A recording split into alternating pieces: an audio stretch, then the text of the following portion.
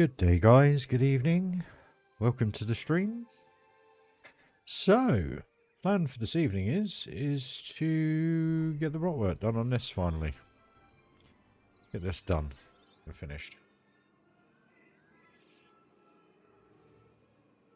So, I hope levels are okay and everything for you. Let me know if not. I hope you're all having a good day anyway.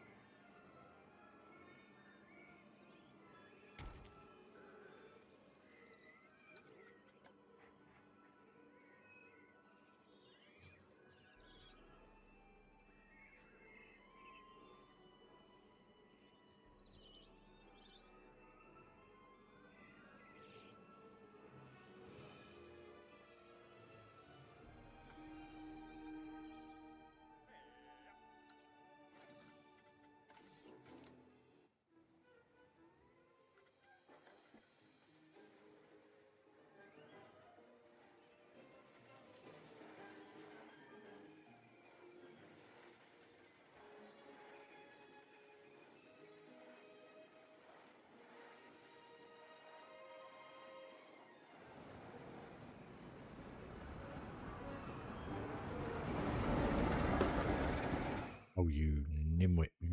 Press the wrong button. Just trying to get the coaster there. So that we know where we got to go.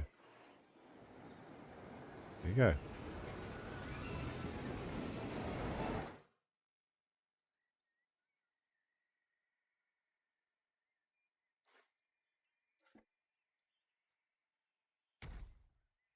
Oh, excuse me.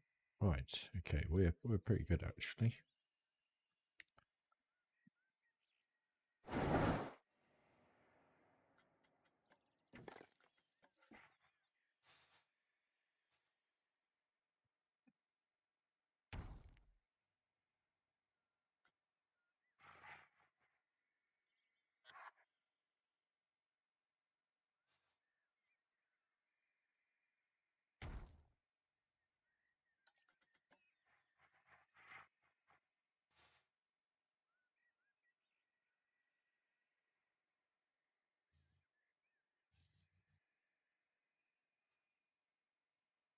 Cheers for joining the stream, guys. Much appreciated. Hopefully we can get some music going, maybe. Play soundtrack. Pause mode. There we go.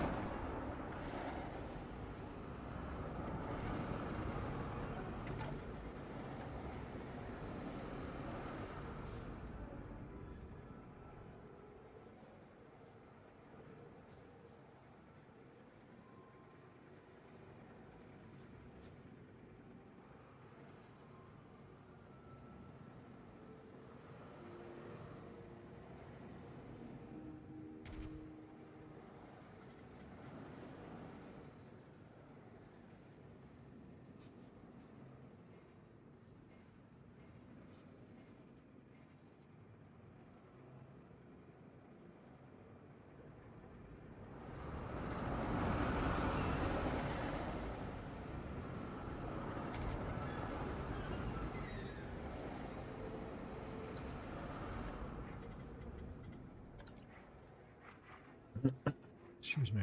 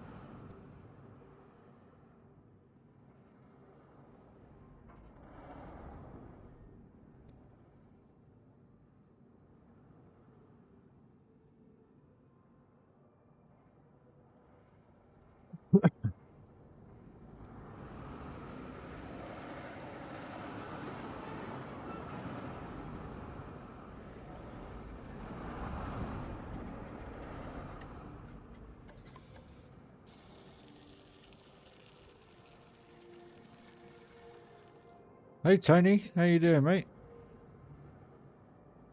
Definitely some finicky, yeah, 100%, mate. Sorry, bud, totally missed you, your comment. Busy finicking away. Kind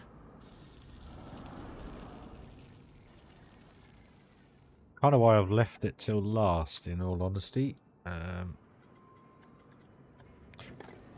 be bothered to do it.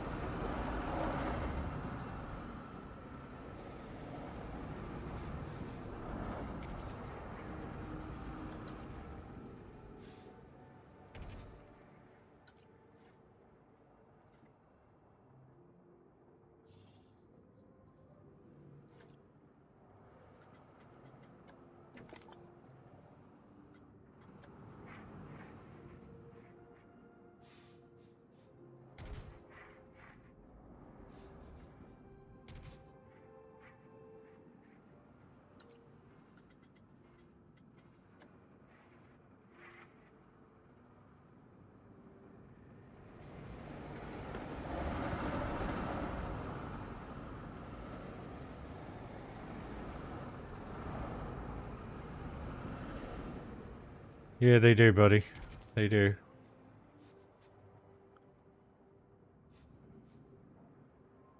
Pain in the ass. I always leave them to the last minute. It's the same laborious work over and over and over again. Just rock after rock after rock.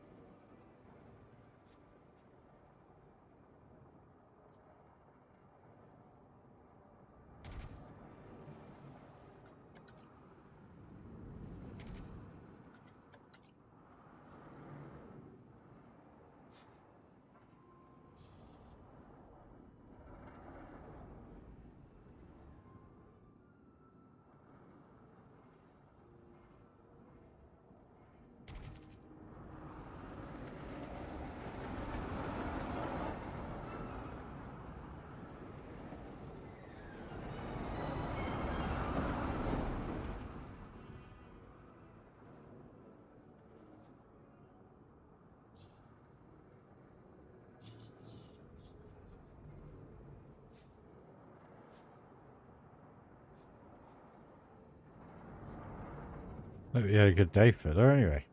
Yeah, it does make the difference. It really, really does. Just getting it all done.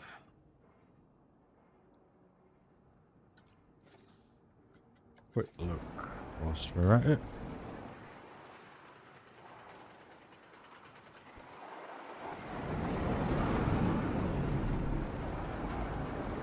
I feel quite close, must admit.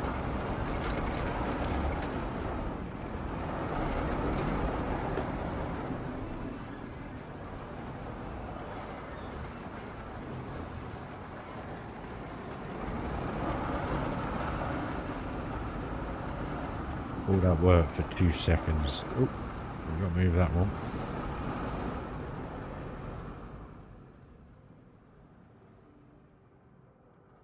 So that is...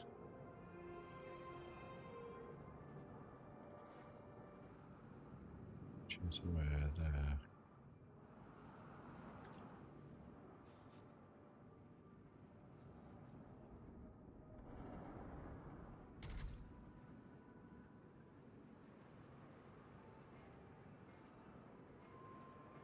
Sorts that out.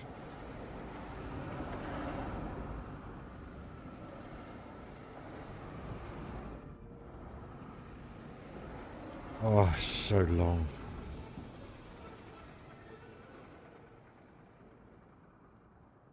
It's because it's such restricted work as well. Like, you're stuck in a tiny little area. You can barely move the camera. Pain in the backside. Actually got no peeps in the park at the minute, guys. And it totally transforms the way it runs, which is good. Lagging just a little bit, but we are nearly done, I hope. So, yeah. This is now all done, Tony. On the exterior, anyway. On the island. That's all sorted. Got to do in here now. As I was going on about last stream. But it's basically what I've got to do with the runaway mine train I've got to do here as well. Or the swinging mine train, sorry. Basically the same thing on 2 different rides. Teed that one up perfect, didn't I? And then we got to do something with this still. Got to finish all this off. But it's getting there now. And then once those 2 areas are done, we are then on to Space Mountain. So if anyone is making another coaster, please do let me know as soon as possible, guys, because we are nearly done. So, and I know this just seems like, oh yeah, it's just a few rocks, etc. It's not, because as you saw there, and the other thing is I've only got a small amount of space between both kind of like caveways or whatever you want to call them.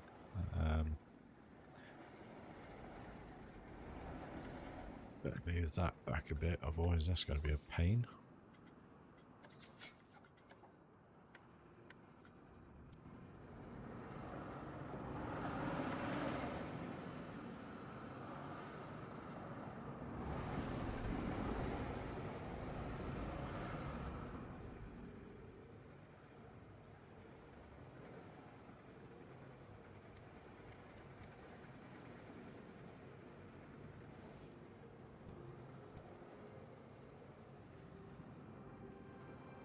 Yes, well, it is getting there. We are nearly done. Literally nearly done.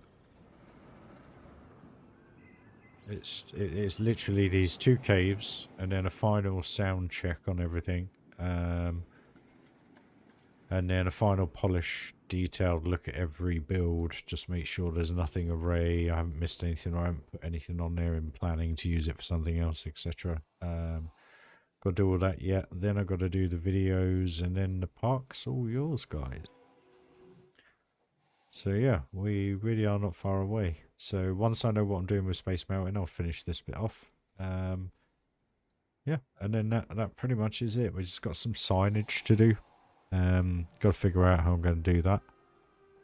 Had gone with this kind of look, which I think kind of works. Just the wooden post signs in the kind of colour of the area at the time. So in the Frontierland there, brown, you know, goes with it. And then I thought I'd go with the gold and purple pretty much around this area. So it kind of works well. Just got to do all that. It's just probably another 200-300 pieces by the time that's done. We had put some in. This is kind of what I mean by just colour them and theme them to the area. Doesn't stick out like a sore thumb, hopefully.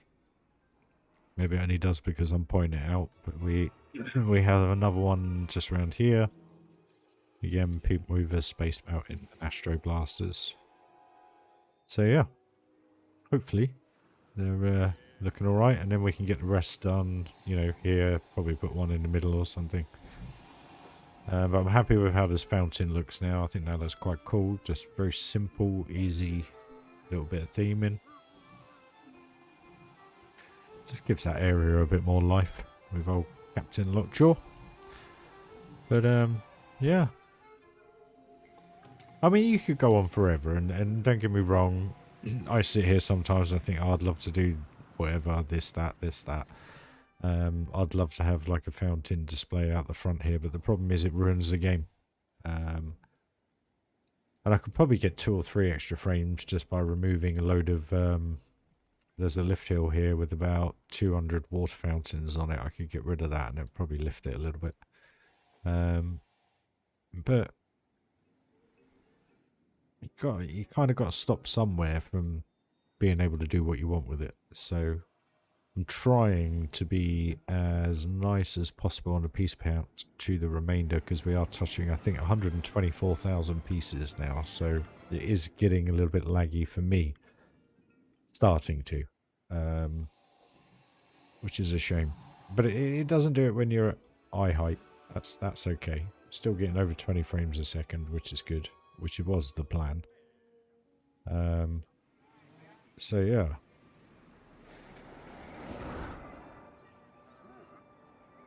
I just love the views. I think it's just an amazing looking park.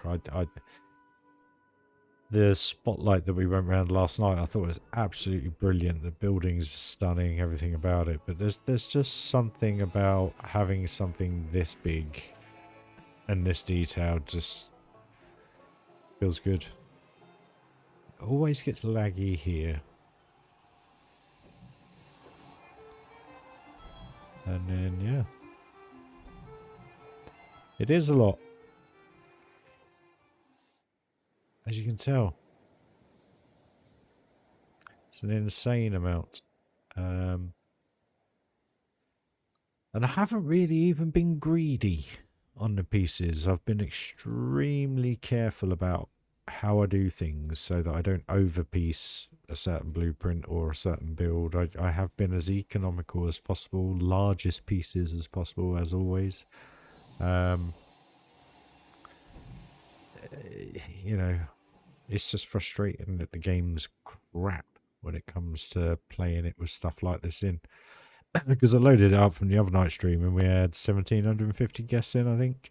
And it was just running absolutely terribly. But so I was having a little experiment to see if closing all the rides makes a difference, but that actually doesn't make a blind bit of difference to the performance at all. So yeah. And I thought maybe get rid of a load of staff and have the bare bones like janitors and security guards and what do we call it? Mechanics. Just to see if that would make a bit of a difference as well. But yeah. So just to warn you all as well, there is about 210 pieces of Theme Maker Toolkit in this park. So not as bad as the one last night. But I had to remove all the Theme Maker Toolkit just to make this run a little bit better. So I had to unsubscribe from everything, and then I redid it with this, and it's 210 pieces I've used. So it's not too bad, and there's no more planned to go into the park. So hopefully that's everything. So it'll take about 20 minutes to half hour to download, subject to your internet connection, basically. So I'm jotting all this detail down now for the description. So there we go. There's something about that view. I don't know what it is. I think it's just the lighting, the shadowing, the levels, the, you know, different materials, different angles of everything. It's something about it. It's so picturesque. Even though you've got 3 themes here. You've got the Haunted Mansion, you've got Fantasyland, and you've got Big Thunder. And you've got the Steamboat. So, I don't know, it's just something about it just that's so good. This bit. Don't know why. Hey, Kayla.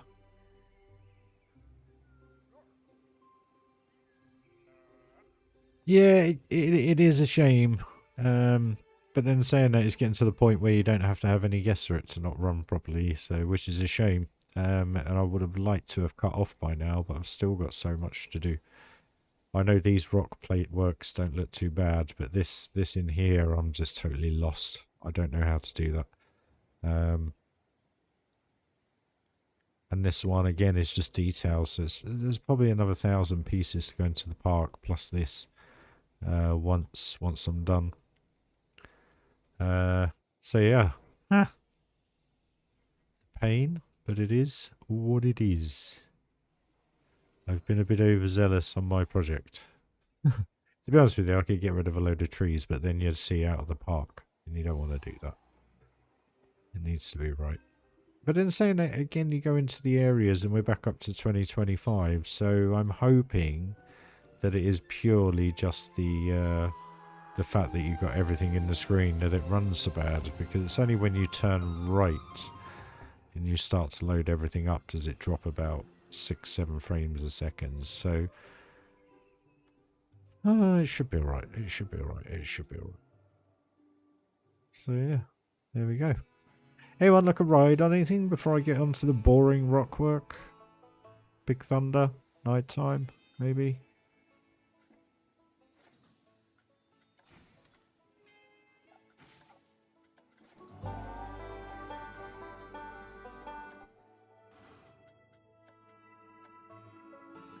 There you go, guys. Have a little ride on Big Thunder.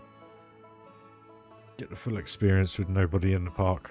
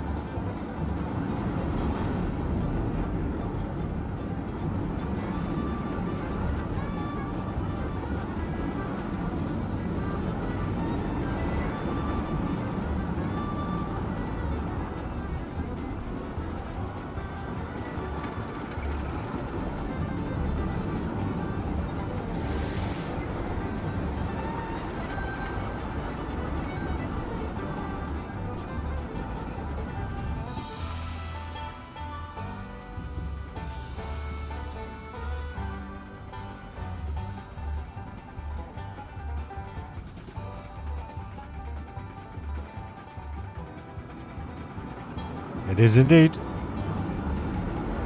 Choo choo.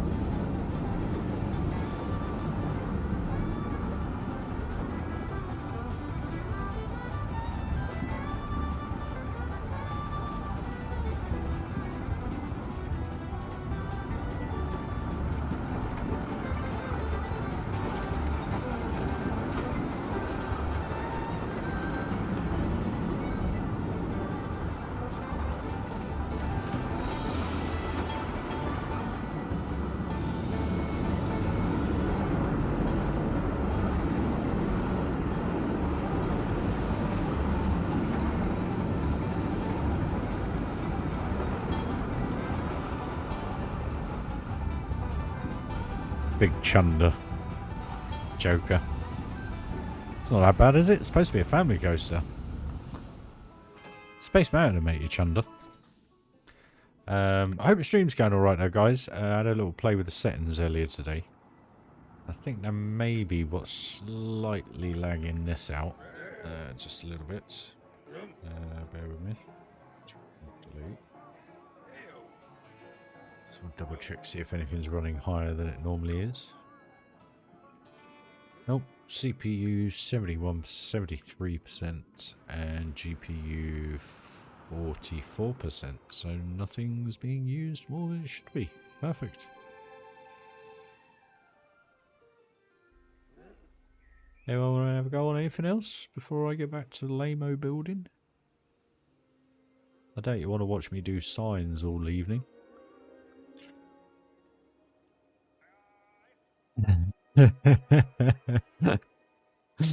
Choo choo. Hey Phantom. How you doing, buddy? Hey dude.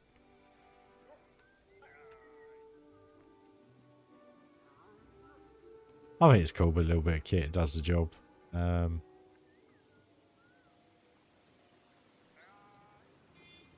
This is a bit better. We got no more peeps in. Okay.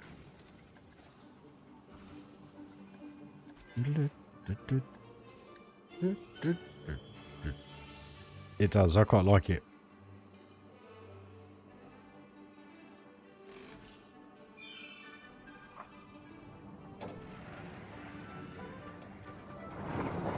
So I hope you guys enjoyed the racing earlier. Sounded a little bit different. Third race was the best race. It always kind of is once you get warmed up. But yeah, I love this coaster. I think this is wicked.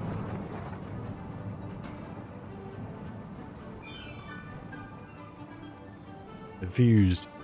I mean, Space Mountain then, it's just amazing.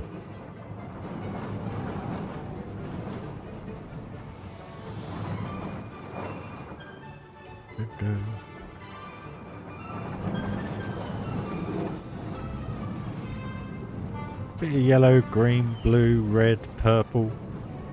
Traditional bank, really, isn't it, nowadays? Don't know what it is. I couldn't afford the piece count, dude. I'd have loved to have done it, but to be honest with you, with the amount of plaster pieces I put in there, I probably could have done it. But the problem was, it was how I'd get the wrap to make sense going through, if you know what I mean. Kind of why I just went with a little bit craziness. We've got nothing crazy in the park, so something a bit colourful and wonderful does the job. And a bit crazy.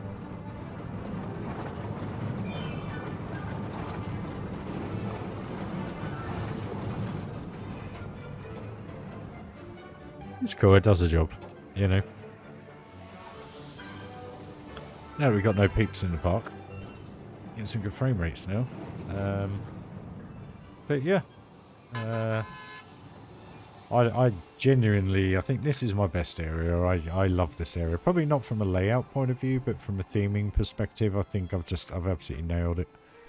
I love the fact that that is pretty much identical to the real thing. That's a little bit slimmer and taller, I think, in real life. But apart from that, it's pretty much the same, which I love. And then I absolutely adore this entrance and coaster, to be honest with you. When the coaster's running, it comes down there, does that a little bit through the area, just gives it a little bit of life again. And then you have this kind of cool little broad walk / pier kind of queue line into the castle. And I know these are the dragon things. Where are they? But I needed something up there to make it look a bit more... Here's your suggestion, mate. As I always say, make a suggestion, and if I like it, it goes in the park. Simple as. And then we beamed up in here the other day, just gave it a little bit more of an effect, a little bit more detail, really. Nothing major, just something. And I quite like this coaster. I think this come out well.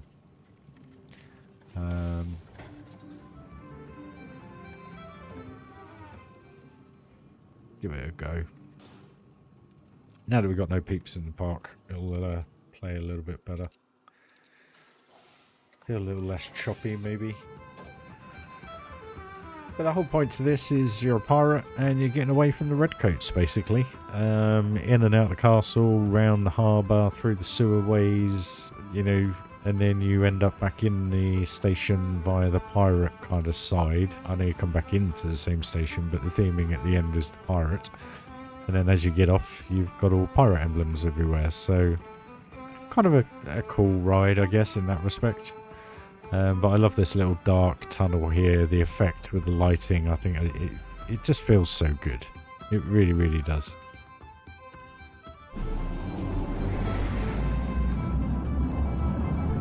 Going up this waterfall.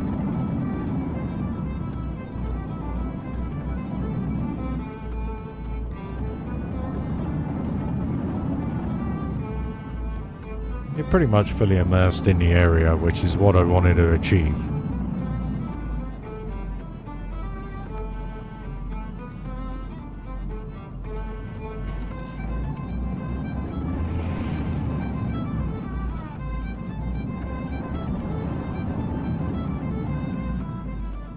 Bloody redcoats. Oh, get those redcoats.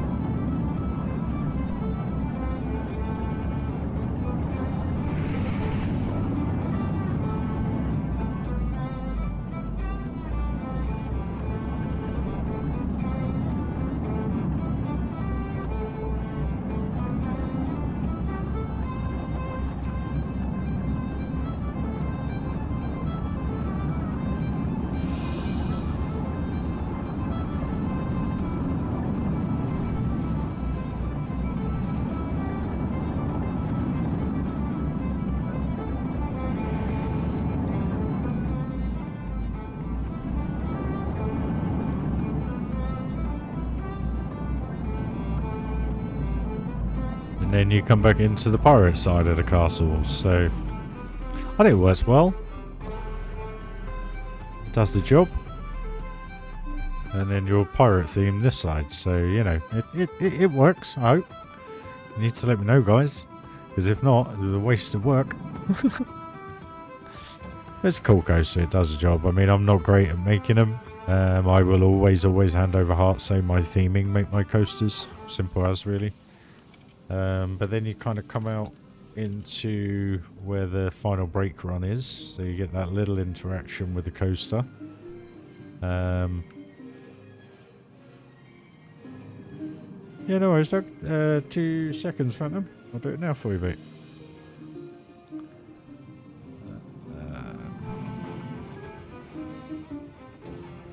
Copy. Paste. There you go, guys. That's the Discord. Share all our work on there and everything. Excuse me. Does this mean you're taking the jump, Phantom, into showing us your park? And then you kind of come out through the queue line of the Pirate Adventure Ride, which is just down here. So you have a Pirates of the Caribbean-esque ride. Excuse me. It's just extremely atmospheric. Feels totally different down here to what it does up the top there. Just feels amazing.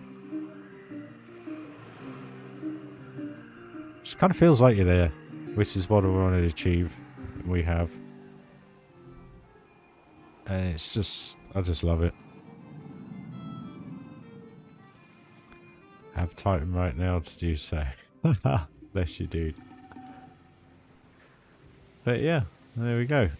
One entranceway I absolutely adore, which I think is one of the best in the park, is this one. Just the stance of it. I think it's awesome. And then as you come through, it genuinely feels like you're kind of in a... no worries, dude. Catch you later. And you come into like an archaeological dig, I guess. And the only thing I've done with that is a trick with the lighting. So I've turned these lights off, so they're not actually working, even though they're still glowing. But just put a couple of lights behind and give them a softer, darker look. Plus, you get to put them where you want them, and they kind of shine where you get the shadows and everything. It just works. And then the graveyard mounds here, just to give it a little bit of rubble at the sides, just feels awesome. And I love that. I just think that's just such an awesome, awesome queue line into the main station. The two-bodied snake sounds a bit odd. It is a bit odd. Basically, how it came about, I stuck the head in the middle here, and then I just started coming off twice. And then I looked down and I looked at it, and I was like, cool, it's the two-bodied snake god. Literally as simple as that. And that's how the rest of the theme went, basically. Which I think is pretty cool. But yeah. Oh, I don't know, guys. It's just getting this done, isn't it? It's just... Dare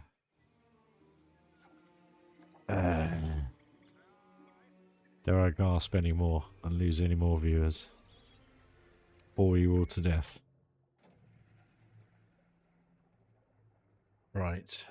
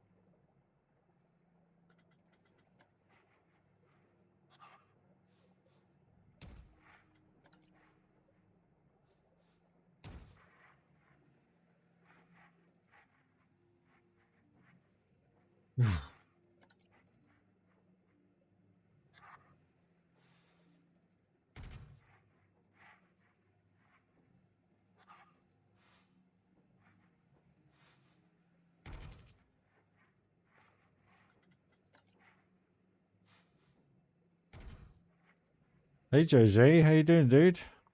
On the rockwork grind. Unfortunately, yes, it's not the best watch, I must admit. But it's got to be done, otherwise you look right. So yeah, on the rock grind, mate, in these tiny little spots. Stuff I hate doing. That's the reason why it always gets left till last.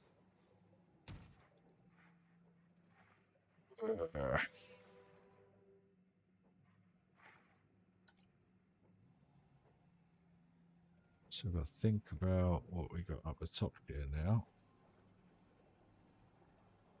Double check I'm not affecting that, which I'm not. We should be good here. Are we here? Right, okay, down below we were. Oh, dearie me. It will be worth it. I just hope people can play it. That's the only bit I'm a bit concerned about at the minute.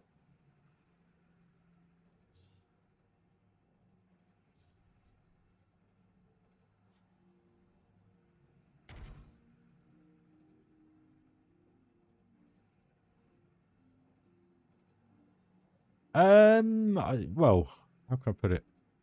Absolutely loved it. They were really, really good fun. I mean, it was a while ago now, quite a while ago. Was it 20? Oh, 2015? I think. But if you're looking to go to that particular experience here in the UK, it's a blooming good day, because it wasn't just single seaters. Got to drive an abundance of different cars. It's going to be no good there. But if you obviously if you got them where you are, obviously they're all very similar. But single seater experience is really good fun. Really, really, really good fun. Along with other experiences they are as well. But no, I thoroughly loved it. I'd had previous experience in that type of car much faster, but it's, how can I put it? As a fun day out and everything like that, absolutely brilliant. Can't. I mean, for a car enthusiast, it's one of the best things you can do, because what you don't realise is how grippy those cars are, especially if you're on a nice hot day like mine was.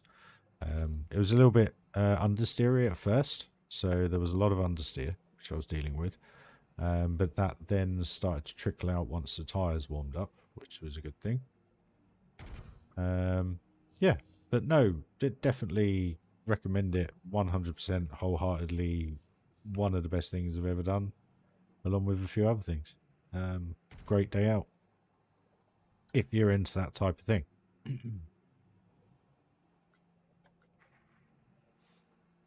You give me a key to a car, that's me done. I'm happy as Larry, or as a pig in muck.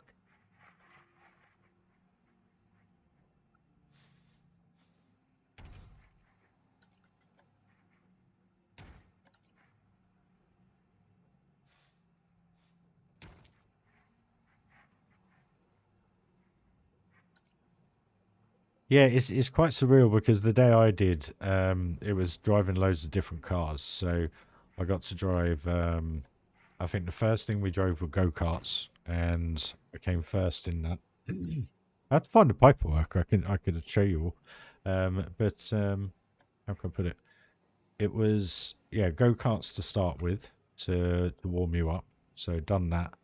Then it was LMP cars, so they were very similar to Le Mans style cars, but these vehicles, they were basically a two-seater for the instructor and you, and they were a 2.5 Jaguar, well, Ford V6, basically running. I think it was three or 275 horsepower or 325. I can't quite remember now.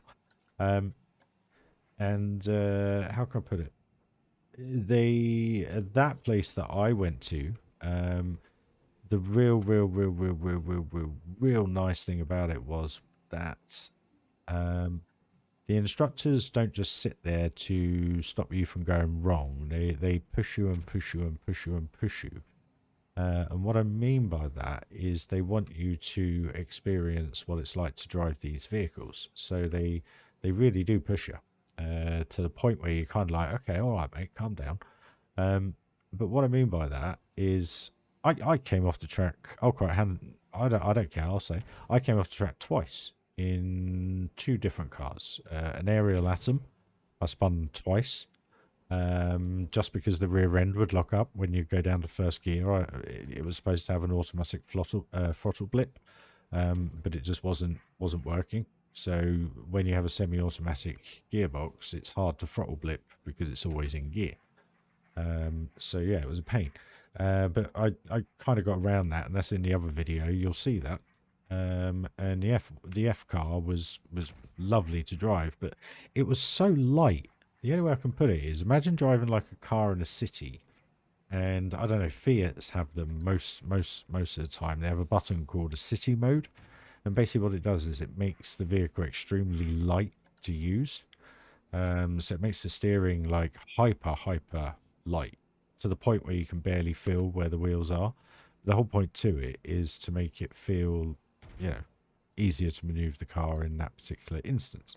So by the time I'd done the go-karting, which is traditionally quite heavy steering anyway, and then done the LM cars, which were extremely heavy steering, really heavy steering on these bad boys. They had no power steering. It was such good fun.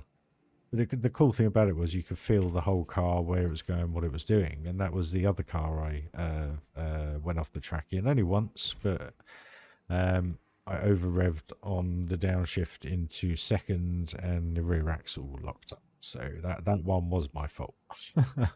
But the cool thing about it was that I learned where the limitations were on that particular section of the track, and that's what the instructors try and do. They make you drive as hard as you can so you can pick it up as quickly as possible. And it was really, really good fun from that perspective. So I would imagine most days are very similar. I don't know, but I have been on a couple of track days with Astons and stuff like that. And I'm hoping, I'm wondering if that will be all right there. Let's put that there a second, because that's pretty cool.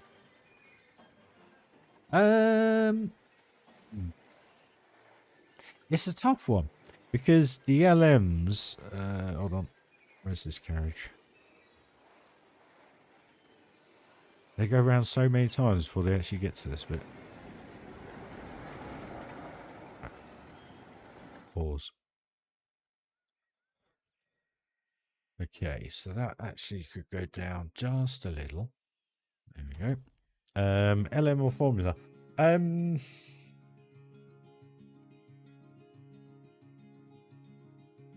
prefer the challenge of the LM, but I enjoy the ease of the formula. There you go. I think that's the way to do it. It's hard to explain, but it's like the computer games. You get in the Formula 1 computer game and you drive an F2 car, which they have in the later games. The F2 isn't as quick as the F1 car, but it's so nimble, so light, so easy to move and everything like that.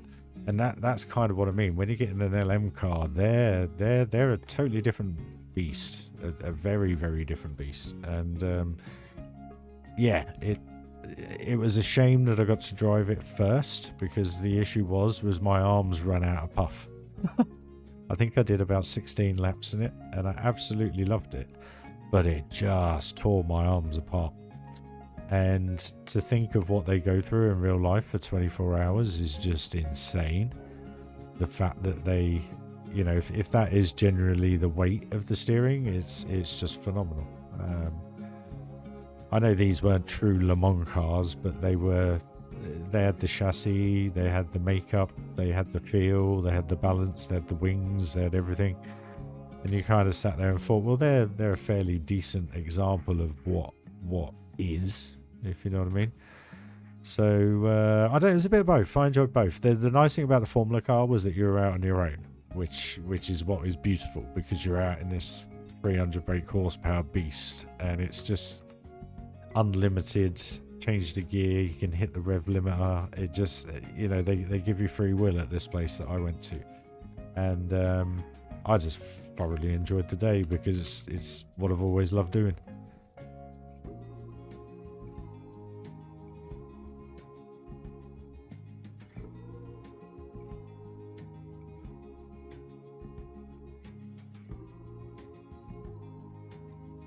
Well, where are we going? I love the instructions here. You get to add a card as generally possible about those instructions, but to be fair to them, that's a hard track. Yeah, I don't know if you're familiar, but dirt oval racing here in the States. Yeah, I know dirt oval racing.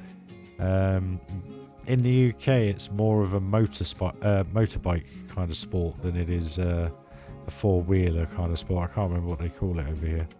But I do know what you mean, dude. Yeah, there's some hectic crashes in them. The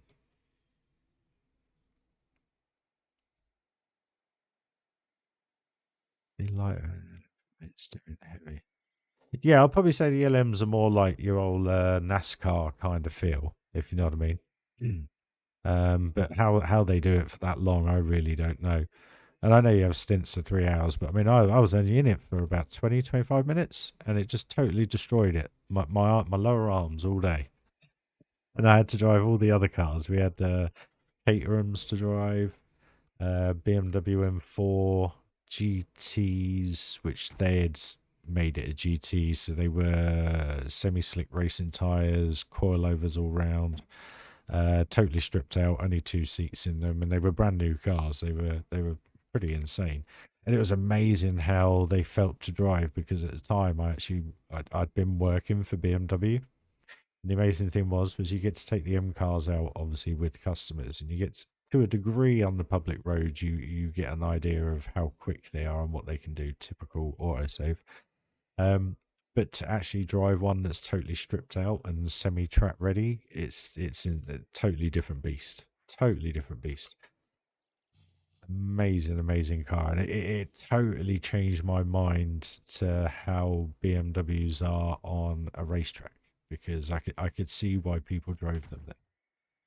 But brilliant day. I would never ever say to anybody, oh, don't do it, or make sure you don't do this and don't do that. You literally just go with it, enjoy the day, go with some mates so you can all laugh and challenge each other, so you can do the quickest time and stuff like that. You know, that was the only thing. The cool thing about when I did it, it was with a company, and believe it or not, quite funny the reason why I got to do it. I was the only one old enough to cover the insurance to do it, so guess what? I got to pick out the hat. And then, what is it? Yeah, they do a Silverstone experience as well with like McLarens and stuff like that. I've driven around Silverstone with the Aston Martin job when I was there. It's absolutely brilliant. And all I can say is just enjoy the day. But when I did that particular day, it was for a company, and then, like I say, I was the only one old enough to go. And it was an absolutely brilliant day. Turned up at like 8 o'clock in the morning. Had a hot breakfast, English breakfast, you know, sausages, everything, beans, bacon, egg, you name it, it's all there. And it was absolutely, the layout was brilliant. And the way they got you around was quite unique as well. They had a couple of coaches, and like you had famous racing driver names. So one was called Alonso, one was called Raikkonen, one was called Hamilton, and so forth. So your group for the day was that particular driver. I think I was Team Raikkonen, I think, if I remember correctly. And anyway, it was the top boss of the company, Perry's group within the UK, who I used to work for. And where am I? And basically, he was actually a professional racing driver. He used to race caterhams, and he had one himself and stuff. Anyway. So it was quite interesting that he's turned up with all his gear and all his clobber, you know, helmet, race suit, you name it. And I've turned up with me helmet and me gloves, because that was all I had left of the past. And he's like, oh, he goes, oh, I might have myself a challenge today. Anyway, it pretty much, I think it pretty much a dead heat at the end of the day. But it was so cool actually having someone on a level playing field, you know what I mean?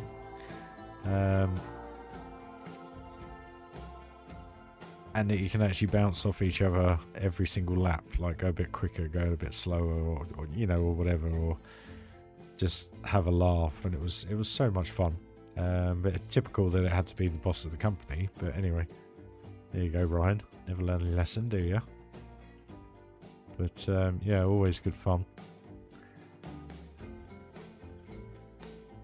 Yeah, no, I'd recommend a day, anything like that, most definitely. If you can get yourself in a thing that you don't normally do and you've never experienced before but of interest or seen on TV, just do it, you know. You only live once. Right, let's see how this looks.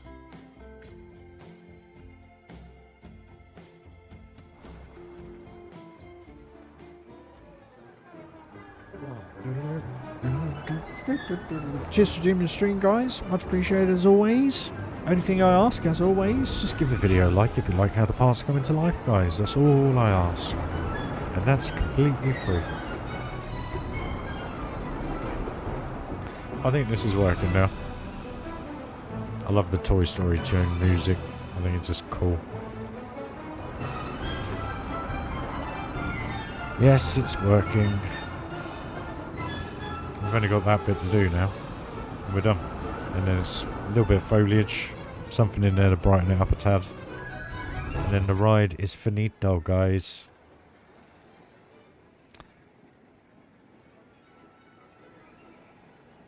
Oh, blimey, that's a bit different. An E24 6 Series. Lifted up, put on mud tyres, and LS swapped it. Blimey, that's a bit of a... that's a bit of a monster. Triumph Spitfire, yes, swapping an engine to Kawasaki Hayabusa. The Triumph Spitfire, are you for real? Have they not got a YouTube channel? They must have something. I mean, that's just insane. JJ, come on, who... surely he's publicising all this. Screenshot does not seem to be working. Hey, Phantom. How do I wave high? Wave high to Phantom. There you go, buddy. Needs to go into Planko Pix, buddy. If you're trying to upload it, Planko Pix.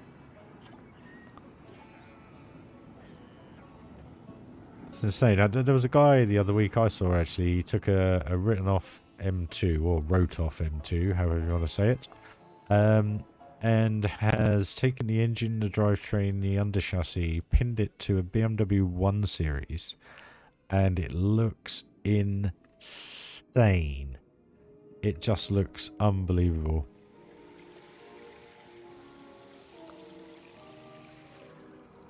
My screenshot does not seem to be working. Mine quit on my TV. I just backed out. Oh, no worries, Kayla.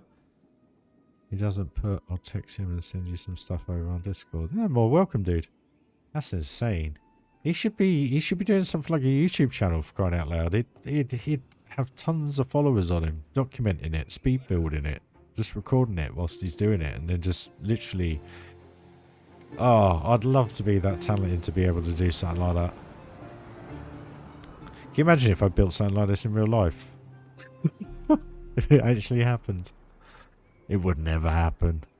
Yeah, that's never going to happen. Trust me, you'll be surprised, JJ. Especially if you label it for Europe. People will be blown away by that. That Spitfire, if you were to label that as, I don't know, GB cars or something like that as a hashtag, you'd be surprised the amount of probably hate you'd get for it, but at the same time, complete amazement. I mean, I watched some guys that you know, this guy that was saying about the swaps for the BMW M2 for the 1 Series, it literally has had millions of views, and I just sit there and I think, I watch every single episode of that. And I love it. He's a bit of a geezer, but what he's doing is just insane. It really, really is, and I admire these people for still doing stuff like this in the climate we live in nowadays.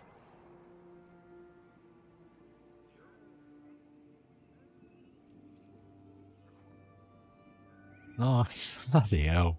60k into it. Oh, them free. Well, the E30s are worth quite a bit now. They really are. I'm just scanning around here, guys, showing you around, but also just scanning, making sure everything's where it needs to be whilst we're chatting away.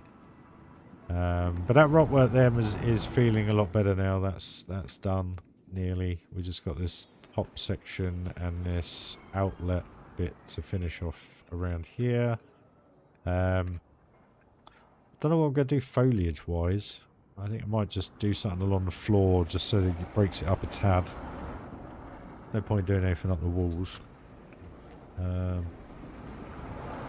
Yeah, I would have loved to have had, and I wish I had bought one when I was 20 years old, but a TVR Cerbera 5 litre V8. They only made 4 of them. I'd love to have had one of them. Very true. Very, very true. We do live in a society over here where cars now are frowned upon, unfortunately. Unless you have thousands and thousands of pounds. In respect of emissions, I mean. I watched some of the videos that come out about the truck drag racing and stuff in America.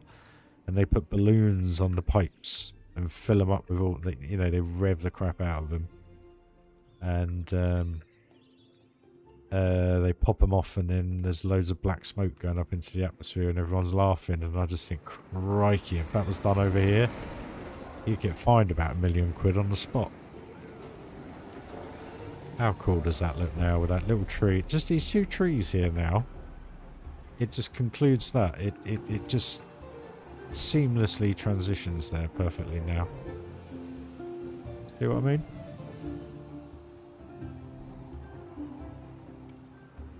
Where you place things, guys?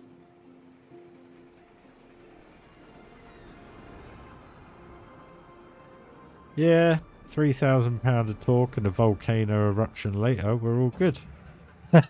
I'm no eco geezer, you know that, guys. I love my cars, it doesn't bother me, but there are certain things that I look at and I think, really, is that necessary? But here we are. I know it looks wonderful. What, that's the smokestacks or this?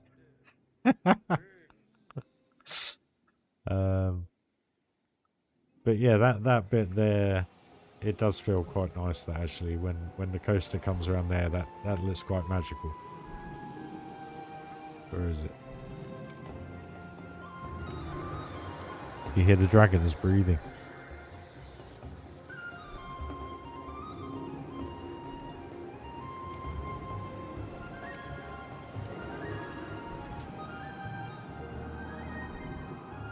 That just looks so cool.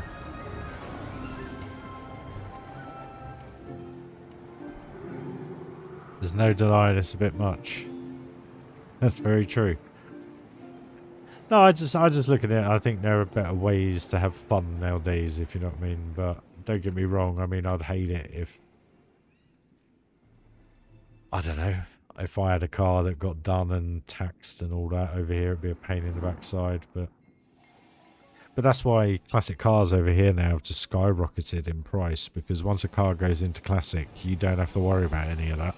Literally, you don't have to worry about any of that. So everything that's over, I think it's 20 years old, can become a classic car. In UK, you can quote me wrong, I'm not too sure.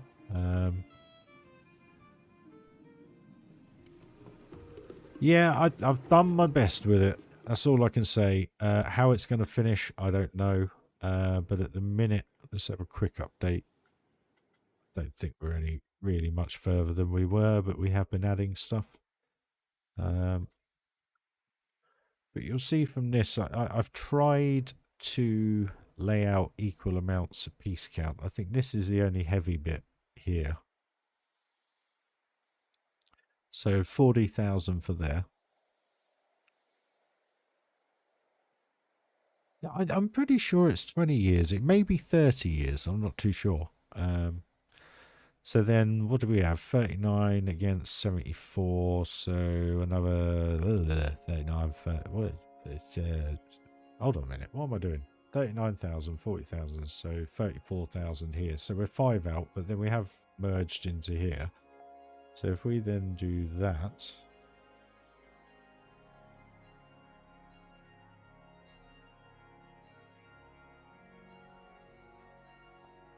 Well, it's not really a conversation I want to have, because I am total anti-electric car. Totally. And there are a number of reasons why. And then 124,000. So in reality, this is the least amount this corner, but I've tried to segregate it so that it's kind of fluid throughout the whole park, instead of having little clumps of 50,000 here or 20,000. You know, I've tried to just lay it out so that the park works better. But yeah, the whole electric mobility, I don't think I should talk about it publicly. But let me just lay a few ground facts on electric mobility. The nickel is dug up in Canada. It is then shipped to the equivalent of 1.5 times around the world, 2 places, to be cleaned, formulated and readied. Then it's shipped to a battery manufacturer. Then it's shipped from the battery manufacturer to the plant that it's going into a car. So before you've even charged that car once, the carbon footprint offset of each individual electric vehicle is through the effing roof. Now, if you are blind enough not to know this detail and still end up going by an overpriced car that in 10 years' time you're going to probably get charged through the roof for getting rid of the battery, because you won't be able to afford another car because this damn car's so expensive. You then have the huge increase in electric costs over here in the UK and Europe in particular. I'm not sure how it is in America. So when you actually put into reality, you can drive a combustion car here in the UK under 150 CO2s per kilometre, blah, blah, blah, blah, blah, blah, for 10 years. Okay, 10 years at doing an average of 12 to 15,000 miles per year. Okay? And still not create as much CO2 as it did to make an electric car in the first place. So the governments sit there and say, this is the way forwards, this is this, this is that. Let me put it to you. It's not. It's just another lie. It's not a conspiracy.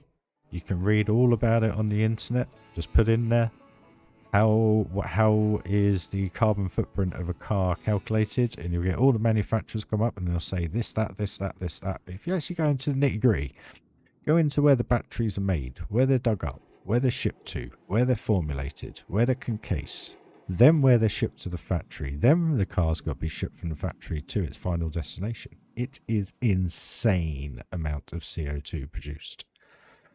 And the reason why I take a little bit of offense to this is because this graphics card that I bought, I got a CO2 disclaimer telling me how much CO2 I'd produced to put into the air to get my product to my front door.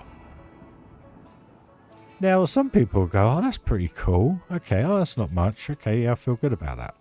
Now, I took offense to it because why on earth should that come into my everyday thinking? And then I've known about this electric situation for a lot longer than just the last 10 minutes. It's been going on since day one. As to the reason why BMW are really, apart from Tesla, I don't know too much about Tesla because Tesla wasn't around when I started selling electric cars. Well, not properly anyway. So I don't know Tesla themselves, but all I know is that if you buy a car here in the UK that's been built twice before it's even had a mile put on it, I'm sorry, but you're an absolute friggin' loony. Just to quote, Tesla, to avoid taxation, import taxes to Europe, they ship the cars, they build them over in the States, they then take them apart, they then ship them over to the Netherlands, where there's another Tesla factory, which is the head Tesla factory for Europe, if I remember correctly, and they're put back together, and then they are shipped to whichever country they go to. So why on earth would you spend £100,000 or £200,000 of your hard-earned dollars and pounds on a car that's already been taken apart twice? Why would you do that? I mean, think about it. What's it like when you take a dash panel out of your car and refit it back in? It rattles, it vibrates, it breaks. It doesn't ever fit back properly. So why on earth would you buy a brand new car that are compression fitted? So those dashboards that goes into those cars, they are compressed before they go into the car and then they expand them inside the car. So why on earth would you want that to happen twice to your car and spend £200,000 for the privilege? I may sound like a cynic, but at the end of the day, I just ask the question why, but no one ever answers. No one ever says, oh, I didn't know that. Oh, my Tesla, you're telling me my Tesla's been built twice? Yeah. Go and speak to Mr. Tesla. He doesn't have to pay import tax, or it lowers his import tax criteria because he's paying it on parts, not one big thing. So it's just insane. And people don't look at it. They think, oh, I'm going to go and buy an electric car. And the average, let me put it into perspective, okay?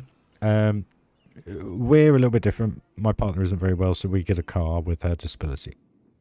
Now, that car on the road, brand new, is top of the range. It's got every little gadget you could possibly get on it. It's only a little super mini, nothing major. But that car on the road, brand new, is £32,000. Okay? Now, to have the equivalent electric car, okay, is another £10,000 on top of that price. So, why on earth would I want to buy something that's costing me more to buy? It's costing me more to run. I've done the world no favours by buying this car, because ultimately, when the battery is dead on the car, it's just going to go into landfill. And that's my biggest gripe with electric mobility. How long does your mobile phone last you? Your mobile phone lasts you approximately about a year before the battery decides to go a little bit loopy. And then after 18 months, you're sat there going, oh, I can't wait till the end of my 2-year contract so that I can change my phone. Because the battery just sends you loopy. Now, I know there's been ups and downs with Apple and everything like that over the years, how they do their things and everything. But in reality, a laptop battery will last you 2 years. Okay? A mobile phone battery will last you 2 years if you use it every day. That's how lithium-ion batteries work in the state that they are at the moment. Now, you're telling me a car battery is going to last 8 years when all they are cheaper versions of what you have in your mobile phone. And what's going to happen to them when all these little thousands of little iron rods, lithium rods inside your car fail and finish and decide not to work anymore? You're going to be left with the bill, and you're going to be left with a car that's absolutely worth not even the metal or carbon fiber or plastic that it's made of. So when it comes to electric mobility, you can literally grab that one, throw it up, tear it up into pieces and throw it out the window traveling at 200 miles an hour out my McLaren F1. I really, it has no bound on my life whatsoever. When I had to sit there and lie to customers and say, yeah, these are the best things, it's, bread and butter. Yeah. But anyway, I don't mean to go on about that, but it's just one of those things I have a bit of a gripe with. And if I am wrong in any way, please do put a comment. Please do shoot me down, and so forth. Okay? You hit the nail on the head there, JJ. These batteries aren't just one or two in your phone. These are thousands in each and every single car. And they're all going to go into landfill. Well, they're all going to start soon. Because the BMW i3s, to give you an idea, when they first came out, they stated they had 136 miles per charge. And how can I put it? After 6 months of using them when they first came out, now I know battery technology has moved forward a little bit. The cells have got a bit better. They're a bit more durable. They can withstand charges, recharges, etc. Just that little bit better. But only very, very marginally. But after 6 months, they were down to 65 miles on a full charge. So whoever bought those cars at £30,000 to £40,000 10 years ago have a bit of carbon fibre sitting on their drive that's basically dead. And to replace the battery on a BMW i3 is £10,000 or $15,000.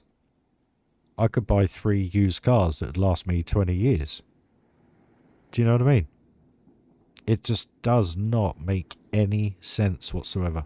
And the funny thing is, you listen to all these arguments and Greenpeace and everything like that, but no one ever sits there and asks the question, what are you going to do when all these batteries are depleted? What are you going to do? What are you going to do when all these batteries are depleted? That they are done and they are finished and they cannot be used and the nickel's had it, and because you can't recycle these lithium-ion batteries as far as I'm aware. If you can, I'll take every word I've said back. But as far as I'm aware, lithium battery cells, when they're done, they are spent.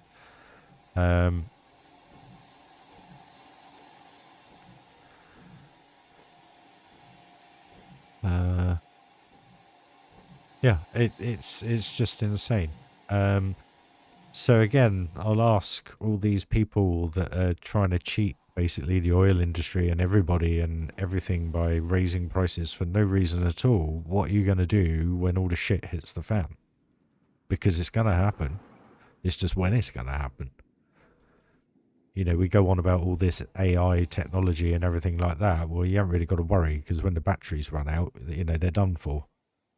But I guess the way to get around that is the AI is going to be so intelligent, it'll be able to maintain its battery and look after its battery, whatever you want to talk about. But when it comes to electric mobility, I have big issues with it. I believe on motorbikes, change them to electrics. I think that's cool because you get a similar range to what you get from a fuel tank. But I've been driving an electric car for 2 months and I've had huge anxiety every single time I've got in and out of that car. And the reason being is, if it rains, I lose half charge because you have to have the ventilation on. Not saying you have to have the aircon on, but you have to have the vents on, otherwise the car steams up. Because you can't have the windows open because the water trails in on the courses. Then you've also got your headlights on, you've got the automatic windscreen wipers on, and you lose so much energy. And I was sitting there and I was charging the car pretty much half charge every day. Because if I didn't charge it, I wasn't sure whether or not I could do 2 trips. And that was 50, it's 100 miles. The car would fully charge to 230 miles. Yet I still couldn't sit there in comfort and go, I can make it to work tomorrow. Because if it rained or anything like that, it's just insane. Now, there's only one thing that potentially can save the electric car race. And I don't mean to sound racialist there. All I mean by that is solid state batteries. But there's not enough out there on the market yet. And they're not, from what I understand, they're not fully stable enough yet to be put into cars. So you're sat there going, there's other technology that's there. But I tell you what, there's one thing that, you know, if some of you are really into all this kind of stuff, there's a great video from Toyota themselves. Actually, I think it's Toyota USA or Toyota Japan. I can't remember. You know, they all have their own different areas, etc. But there's a video that they've done, and it's all about hydrogen technology. Now, what they've done is they haven't gone, let's do what we're doing at the minute and make it greener. Let's do that. Let's do what everyone else is doing and just try and make it a bit more affordable or a bit more charge or something like that. Now, they have point blank said, and this is their video, this is Toyota. This isn't somebody, just geezer sitting there reading a report or anything like that. They have completely redesigned the internal combustion engine to run on direct hydrogen. So instead of fuel going into your engine, you'll have hydrogen. Because I wasn't aware, I knew hydrogen was very, very flammable, but for 10 grams, just say 10 grams, whatever, of petrol or diesel, you would only need 1 gram of hydrogen for the equivalent power. Okay, just to give you an idea of how volatile this stuff is. Now, what they've done, and which they are doing, and this video now is, I think, up into about the 500 million views. In Japan, what they are doing is fully self-sufficient. Let's just, for the rule of thumb, call them gas stations. Okay, but it's hydrogen. All right, so we're talking about hydrogen, which basically are self-powered, self-maintained. So this is all mechanical details. This is not a person doing this. And it's basically sucking hydrogen out of the air all day, every day. Okay? On a self-reliant, full generative system. Okay? So what then happens is you turn up in your hydrogen car. You pull up, like you do at a normal gas station. And you basically put the nozzle on the side of your car. You blip your card. 30 seconds later, you have a full tank of hydrogen, which is half the weight. Well, it's hardly any weight at all.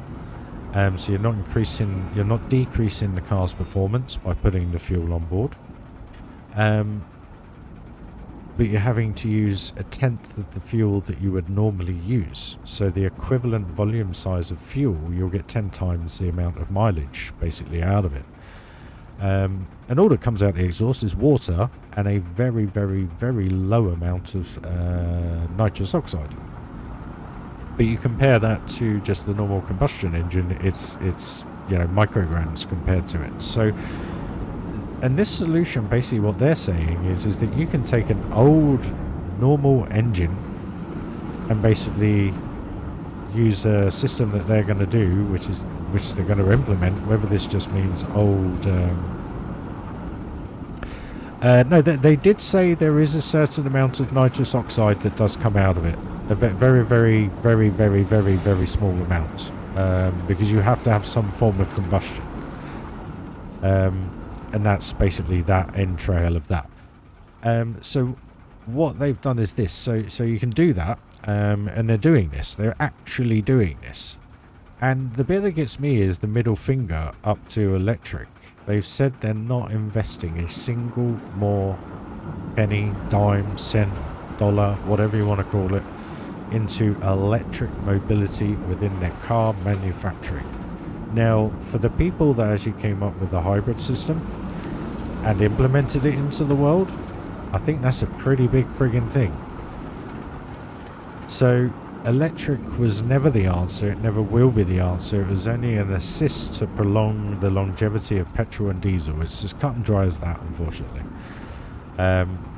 You can have these £1 million supercars that do 0 to 60 in 2 seconds and top out at 250 mile an hour, but I guarantee you they can't do 500 miles to a tank. You know? But no, I'll try and find a video. I don't know if I got it. It was a while ago I watched it, but let's have a quick look, see if I can do it. And you'll see what I mean. I'll put it in the comments.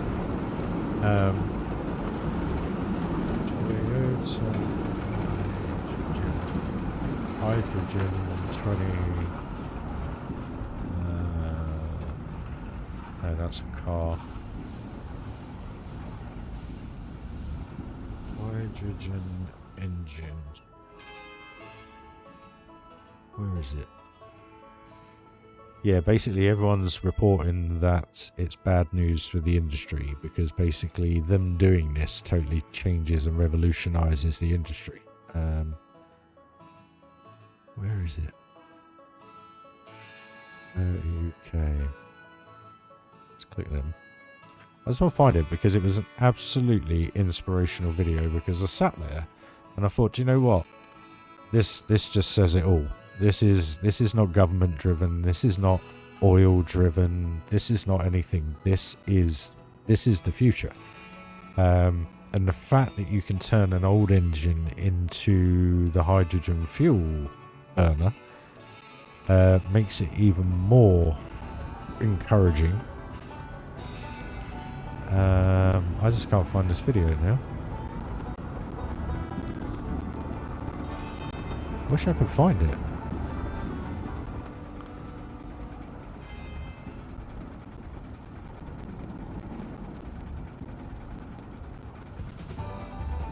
It's like an hour long.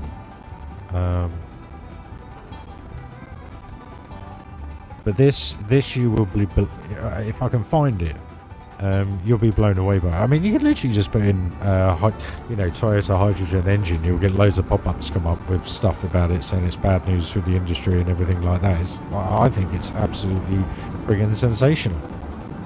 Because it's actually a manufacturer putting their finger up to all the regulators, all the people with the money, all the people doing this and all the people saying that, and going, do you know what, actually you're all wrong, we were wrong, this is what we're doing. And this is what they did in that video, and I just can't find it.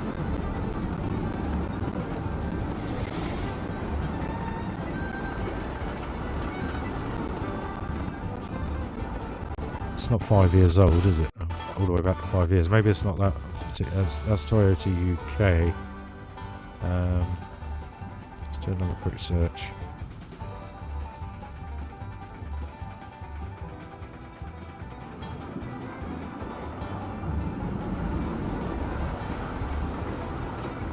So anyway, yeah. So anyway, I won't go on too much about that, but I've already kind of gone on a bit. I'll try and find that video and I'll post it on Discord or something, guys, when we've got more time.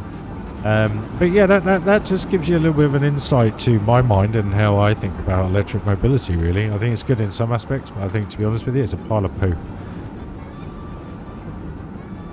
That video... I forgot to add, actually, Jojo. They took the Toyota... Is it Aurus? A little hatchback. And they've made a engine, I think it's a 2-litre, and they're only running it on hydrogen, and it's producing 700 brake horsepower. And they are literally testing this thing. I can't remember what championship they're... I don't think they're officially in Europe or anything like that. I think it's all over in Japan. But they've got a Toyota Urus done as like a... I don't know what you want to call it, British touring car. Hey Duncan, how you doing? And... It's rapid. I mean, it's to the point where you watch it and you think, actually, hold on a minute, that looks very much like a DTM car of the past. It's that quick and rapid. But again, if I could find this video, you'll be able to see it, because it's literally it's got all that. Everything I'm talking about is in this video, and it's just... what I think what got me more than anything is literally it is a manufacturer putting a finger up to the world and going, look, what we said before we thought was right, it's not right, we're not going to go that route anymore, this is the route we're going, and we're going to create a whole infrastructure for our cars. Now, if that ain't a big enough saying that all the governments are wrong and everything is incorrect, I don't know what is. That one of the biggest manufacturers and longest-standing manufacturers in the world are doing this. But that's my view on electric mobility. I don't mean to sound too septic towards it, or it literally, I have very little interest in it. Well, I actually had quite a big interest in it, but what I mean by it is I don't have any positivity towards it, should we say.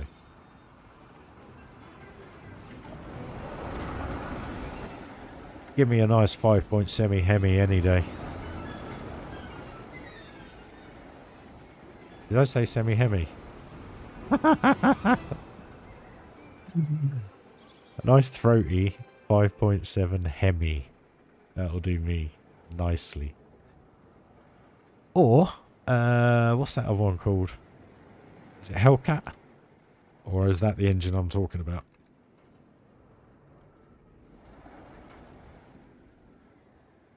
Don't look good.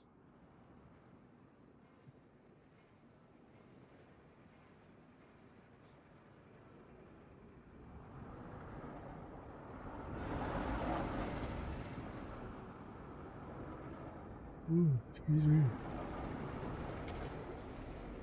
Anyway, my rant's over.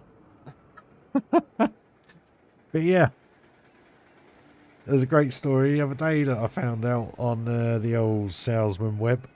There was a guy, he bought a Porsche Taycan turbo.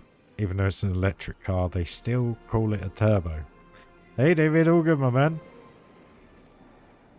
man. Anyway, he picks it up about a year ago, and for 6 months, Porsche apparently were phoning him saying, we want to buy your car back at about 10 grand over what he paid for it. So bearing in mind this car was about £200,000. So there was something extremely bespoke about the car. Never got to see it. It was just like a vlogger kind of thing. Anyway, this was all happening. We saw pictures of it. It did look nice, but it's just a Porsche Taycan. It's an electric car. It's another glorified golf buggy that's overpriced, as far as I'm concerned. Anyway, so they were offering him all this money and anything. Anyway, so about 3 months ago, apparently, he decided, yeah, do you know what? I'm going to let it go. So Porsche hadn't been in contact with him since they made that offer to him. So he went back to them. They offered him half the price of what he paid for the car, because no one's interested in buying electric cars at the moment. So can you imagine that, buying a £200,000 car and then 6 months, well, 12 months later it's worth half the price?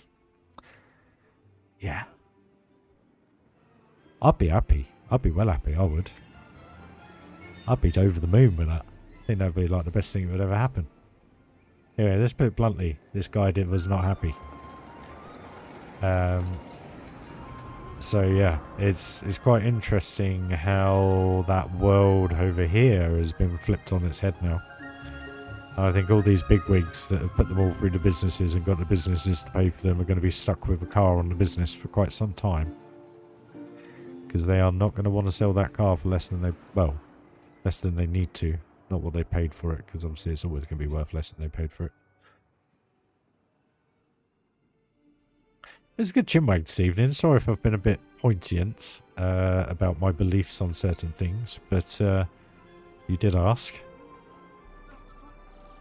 And it's something I'm a little bit knowledgeable on. I'll probably say, I wouldn't say I only have an interest because I don't agree with it. I have an interest because I've actually properly looked into it. And I've been properly trained by the manufacturers. And the manufacturers, they don't lie. They don't lie. They just don't tell you all the detail because they don't have to. But that will change. That will change eventually. I mean, you even get an energy rating now on your car. You know what you get on your fridge when you buy a brand new fridge or freezer or something like that? You get an energy rating.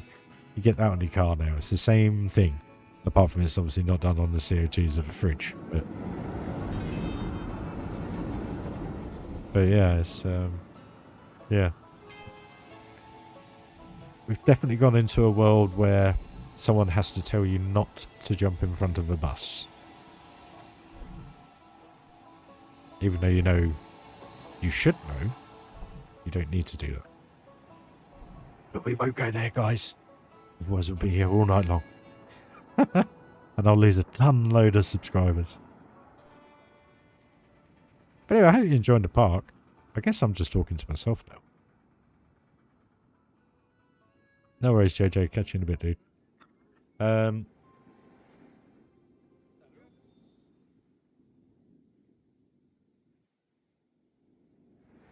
Can't believe I'm just flicking around and you guys are still watching.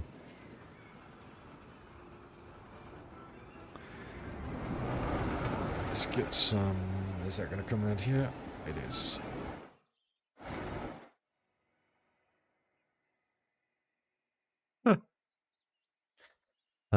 Right. Okay, so let's... So this is the issue I've got. That's really, really close. So... Enough of the whinging about cars. Well, not cars. Just electric cars.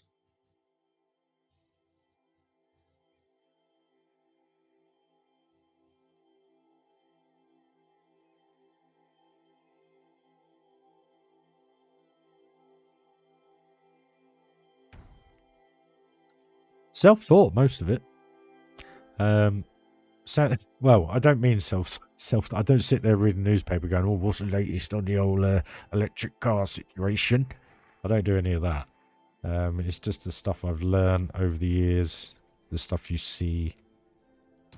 And being in the car industry so long, not that I'm in it now, but what I mean by it is you do know what's kind of legit, I guess, with these types of things.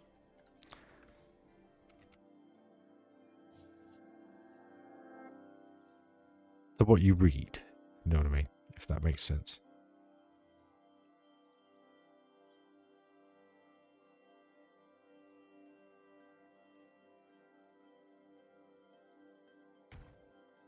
Hey, more than welcome, David. I mean, literally, I wish I had time to search through YouTube. I'll go through my history and find that video because enlightening and eye-opening is kind of what I kind of look at it. I think I've just got to let the dog out, guys. Give us 2 seconds.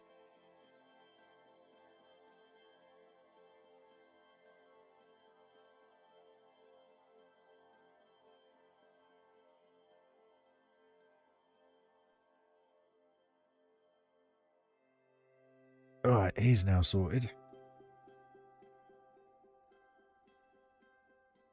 It's just, my biggest question with electric cars is what are you going to do with all the batteries when they're knackered? What are you going to do with them? And what environmental impact is that going to have to avoid the original environmental impact we had by using fossil fuels. We're going to pollute the earth even more with lithium acid. It just does not make sense to me. It just doesn't make sense. It really doesn't. And the thing I do not understand is all these governments, all these people in positions of power sit there and know that they're going to have this issue. They know about it. They know it's going to be happening because it's obvious it's going to be happening. But no one's doing anything about it. And it's too late now. It's far too late.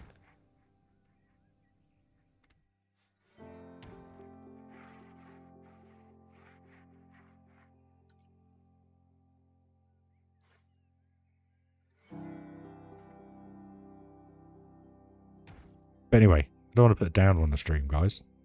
But, you know, that's how we do it. I am fed up with Rockworks.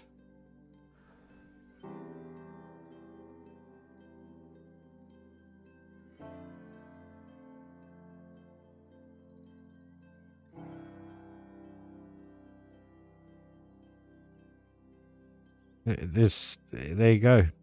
You know, if there's someone out there listening and watching and they've got a totally different answer to any of what I've been saying, crack on, prove your point. But you know what? There never is. There never is. Synthetic fuel will work, but at the same time, it's far too expensive. £10 a litre. We pay $1.45 at the pumps for petrol. Bearing in mind how they go about getting oil. Yet we're paying £10 a litre for synthetic fuel. It's just a little bit... I get it. It is pretty clean. But we're still using resources from somewhere to make that fuel. Where hydrogen, providing you have the right know-how, can be plucked out of the air. Literally. We breathe hydrogen. Very, very small quantities of it. But it's an interesting start. Let's put it that way. And I think if Toyota do what they're going to do, I think the world will be looking at things a little bit differently.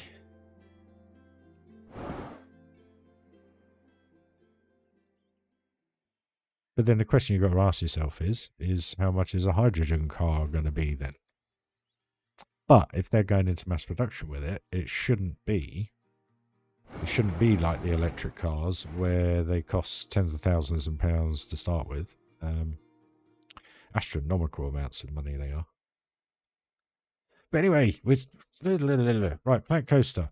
I've literally been on a tangent this evening. Well, hydrogen's just there. It's there. It's in the atmosphere. It's in water.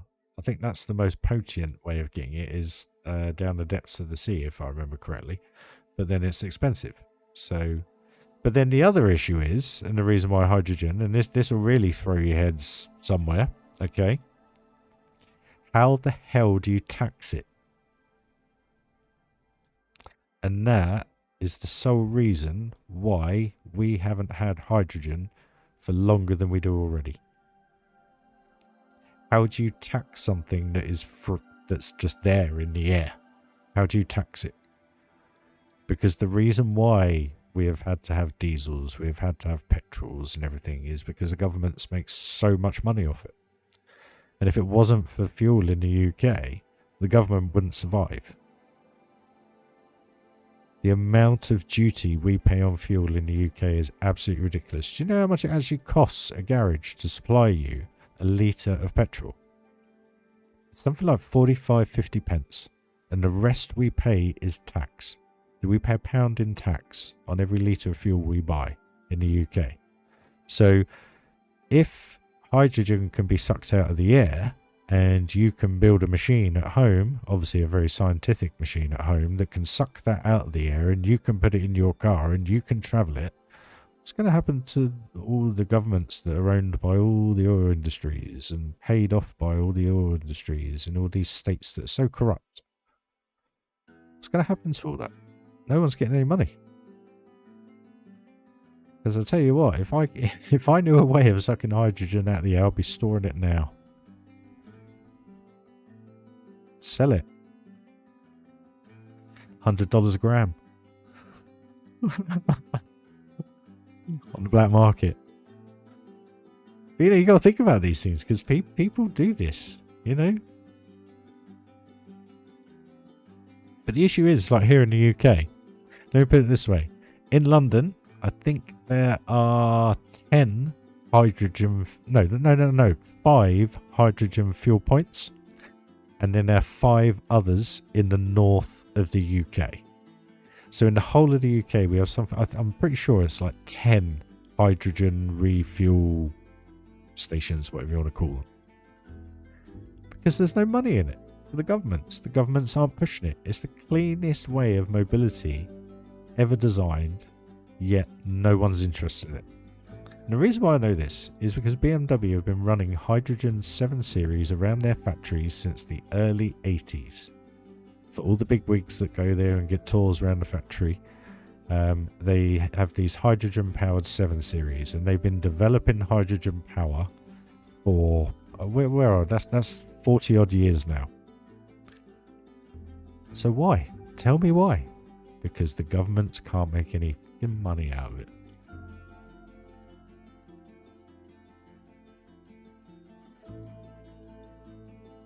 If they could make money off it, we'd be in hydrogen cars 10 years ago. It's as simple as that. But the problem is the oil companies run the world. We all sat here in the UK through COVID. Shell, they reported like 250 billion profit throughout COVID. No one was driving. No one was doing anything. How? We're all sat here on the borderline of being broke, homeless, everything like that, yet a company through COVID has made £250 billion profit. How does that work? They rule the world, guys.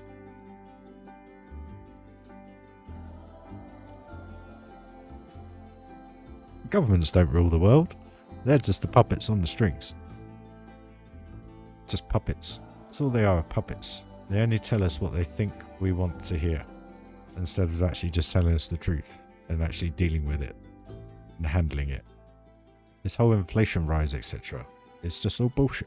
It really is, all of it.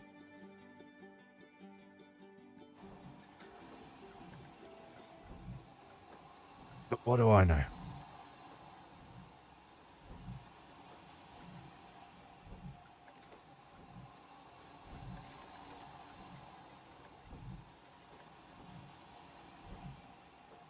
Probably get a copyright strike, a strike against me now for this conversation that we've had.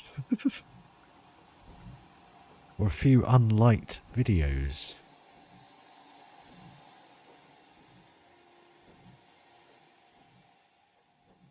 That is true. Fry for Futurama. I'm not like the Muppets.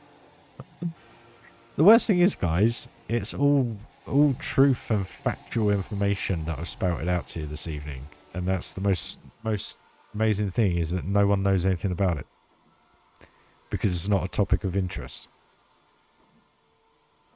And like you say, Duncan, we just roll over, let them rub our tummies, rape our pockets, and we just let them get on with it. But what can we do? If we were French, we'd be on the streets, lying on the motorways, saying no, no, no, no, no, no, no. But we're not. We're English. Too polite. Put up with it. But a geezer with the skull. Being. But I don't mean to sound too cynical or anything like that, but unfortunately, those are the bare bones of it. And you can only sit there for so long lying to customers. Hate it.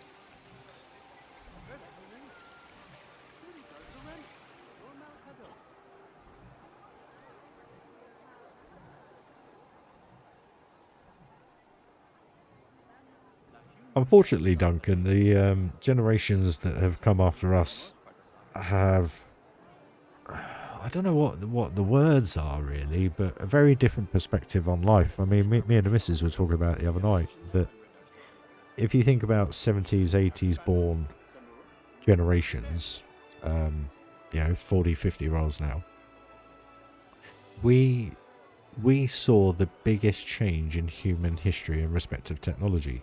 So, you know, we know what it's like to sit at home and have nothing to do. And I actually quite relish it sometimes, because we had that in our lives. We weren't linked to social media the second we woke up. We were brought up to ride our bikes, you know, enjoy life, stuff like that. So we have very different views. But yeah, I can't say too much, Duncan, because I don't want to offend anybody. I'll talk crap about cars because cars are just material items, but you know, everyone's different. Everyone has different views. But I think, I don't know, I mean, I find it odd. I don't know, it's like when you fill out a questionnaire nowadays and it says, what sex are you? And it says male, female, non-binary, there's another one, and then there's other. And I sit there and I look at other and I think, what the hell, what's other? I mean, you've got everything listed. If you know what I mean. It's like, how can you have other? I mean, you're born with what you're born with, ain't you? I mean, I'm not, you know. That's a whole nother conversation. That's a Patreon conversation, that is. If there ever was one. Not that there ever will be. But that just blows my mind every time that you now have the male, female, non-binary. I can't remember what the other one is. I can't remember what the other one was. And then you had other. And I thought, I remember the days when it was just male or female, because that's who you are, you know. But anyway,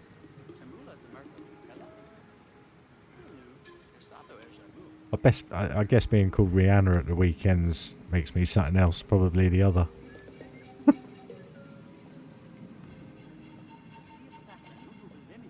Not at all. I mean, I'm never tried to be too opinionated, because at the end of the day, everybody has a very different view of things. And, you know, I look at this park in a very different way to other people look at this park and all sorts of things. But when it comes to electric cars, that bites at me. It really, really bites at me. And it just frustrates me that we're going into a position with car manufacturing where none of it's actually real. You know, we're going to go through this transition in the next 5-10 years that electric cars will be phased out. And you'll be begging for your 1970 Mustang with a bored out hydrogen engine. Literally, that will be what will be happening. And the amazing thing about the hydrogen engines, trust me, they sound like Formula 1 engines, what that race car does anyway. Probably would, Duncan. I'm just, you know, the last few years taught me I'll just be open about everything now. I don't care. You know, you can only take so much. I can't say the word, but BS, and you just have to wake up to reality sometimes. And people just seem to be living in this world of just social media. As I was watching this video on Facebook the other day, it was an absolute classic. The tagline was Instagram to real life. So it starts off with this perfect picture looking through this kind of alcove of this rockwork into the sunset, as if it was like an Instagram shot, but it was a video. And then it zooms out, turns round, and there's like 50 people freezing their backsides off, all clambering over each other to get this one photo. And I thought to myself, do you know what? That's actually a really good lesson. Hey Sam, sorry I missed you, bud. Glad you got home okay, buddy. I've definitely eaten too much food this evening. But it actually made me realise, I thought, you know what? All those times I've seen people post those types of photos, and don't get me wrong, I've posted photos and they have been genuine. It's just been me and the person I'm with or whatever in the situation, and it's a genuine photo. But 99% of all these Instagrammers that think there's something, it's not really real. And it just blows my mind that people believe that's reality nowadays. Go and experience it yourself. Book a holiday. Go and find that cove that you've been searching for 2 days, walking across the cliff fascias, you know. Go and find it for yourself.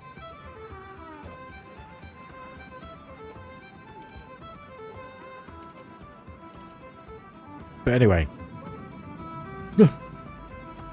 Yeah, after a beer, mate, I'm even better. Start doing me Chewbacca impressions then.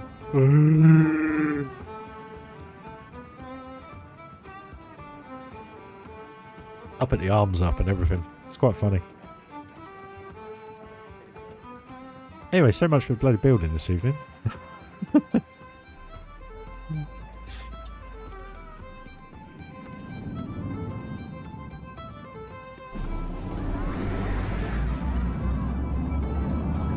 They've been able to secure hydrogen for a very long time, Sam.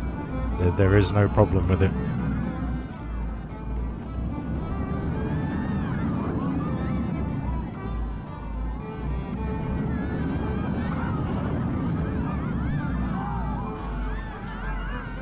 I just think it's ingenious by Toyota to actually stick the middle finger up to everybody and make it work. I think good on you. Go for it. Change the world. Make it a better place. Why not? There's not enough people out there doing that.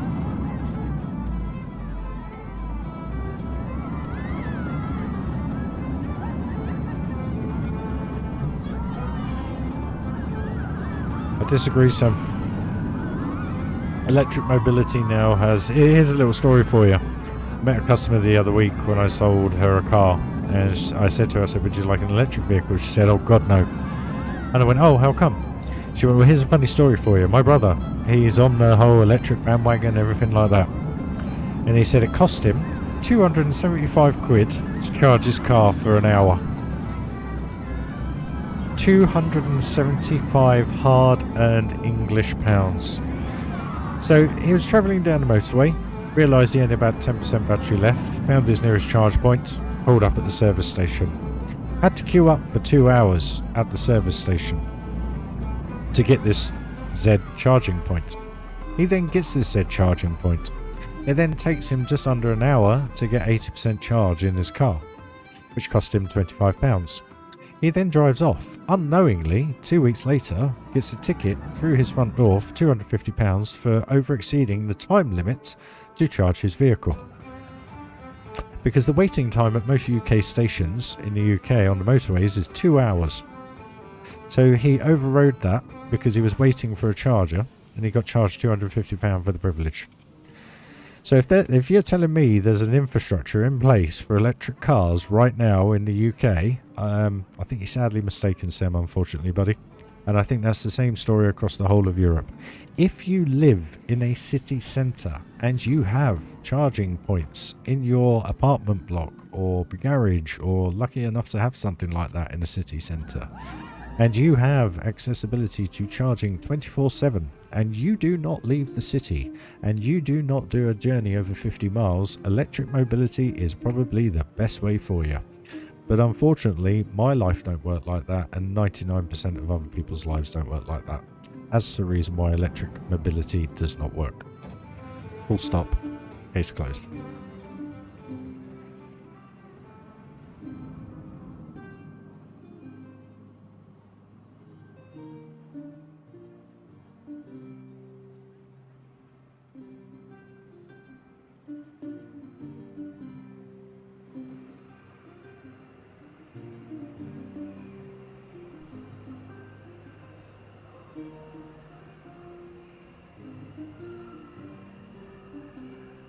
Yeah, it's not nice, is it, Duncan?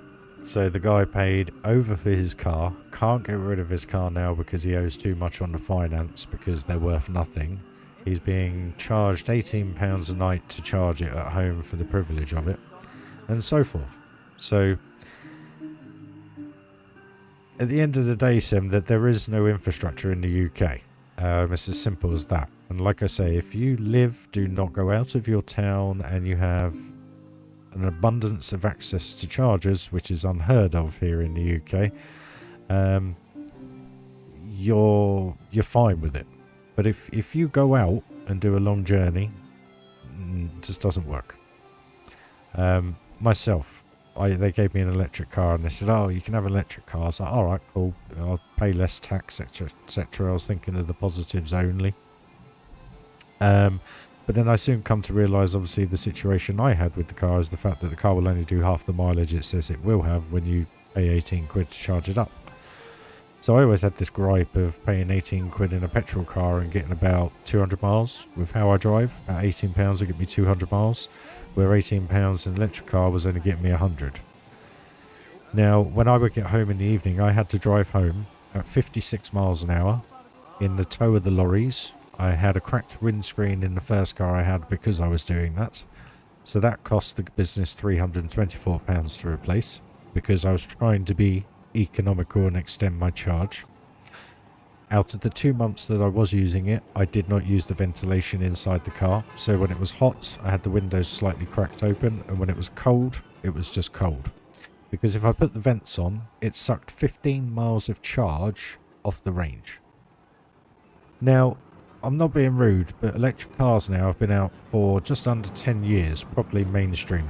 And if they can't get a car to do a normal car thing, what's the point? That's fine, Sam. That's absolutely fine. That's in that instance. But what you're forgetting, Sam, is how long does it take you to charge an electric car? And I know there's a couple of ways of doing it.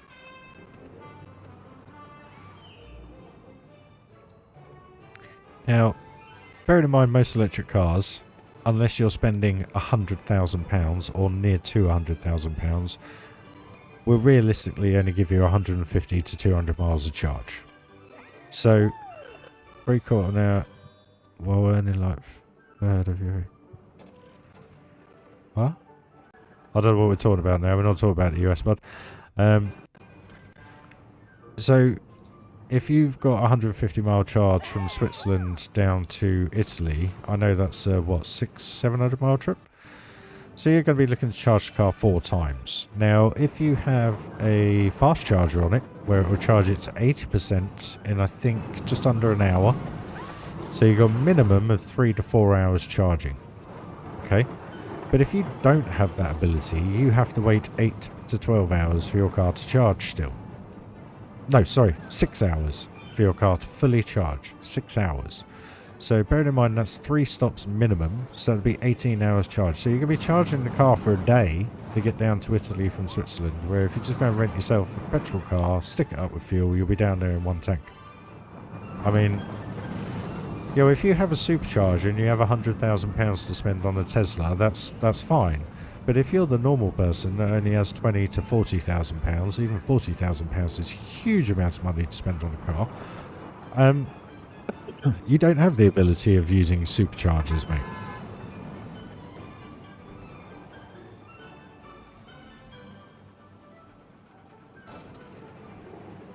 We're trying to look at it from all perspectives.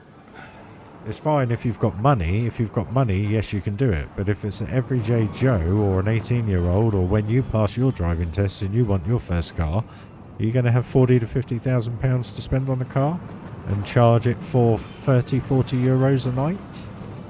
That's kind of what I'm getting at, is the actual normal everyday person. Anyway, the costs are irrelevant. It's the environmental impact in years to come when the batteries have had it. Like Duncan just said. And all this, why I rode a motorbike. Exactly. Do you know what? I'd love a quad bike. I genuinely love like a 750cc quad bike or something like that. 5-speed. Get my helmet on and my levers. I'll quite happily drive around on that. About 15 quid tank. That'll do you about 250 miles. Say 50 quid a year to tax. It's insane. Yet you go and buy a car, it costs you £180 a year to tax. It'll do about 30, 40 miles to the gallon if you're lucky, if you drive it decently. You know. Yeah, your electricity at the minute, mate, is a damn sight cheaper. To put it into perspective, if I was to have had a home charger and I was charging my Corsa up every night, like I was at work, it was going to cost me about £11 per night. So for a month, that would cost me nearly 333 quid, roughly. if you average it out. And literally Duncan has just put it there in writing. In writing. 16 quid full tank, 280 miles on a bike. Perfect. I was bang on. 15 quid for about 250. I was pretty much bang on there, mate. You can see why more people are doing it though, because it makes financial sense. You know, there's a little bit more of a risk there, I get it. You know, 2 wheels, 4 wheels, the whole 2 wheel, 4 wheel factor for me, but that's kind of why I'd have a quad bike. My best mate's dad used to have one, and I should have bought it off him about 10 years ago. He was looking to sell it, and I should have bought it. He wanted 750 quid for it. It weren't much. And yeah, it was road legal. You could literally add number plates on it and everything. Great bit of kit. It was a 750cc. And I remember going off-road with it. Me and Barry, we did a bit of off-roading when we were younger, about 18, 19. Went to a quad farm and they bought that with us. And I wish I had something like that. I'm just scared of 2 wheels, mate. Always have been, always will be. And it doesn't matter when anyone says I think they're amazing. I think they sound phenomenal. I think the feeling you probably get doing what you do on them is astronomically unreal. I've just seen too much bad things happen. That's all. And there you go. Sem's just said you probably break even with the costs after about 10 years. Yeah. 10 years being environmentally friendly and then having batteries in a car that doesn't work. There you go. You backed me up there, Sem, unknowingly. Without knowing.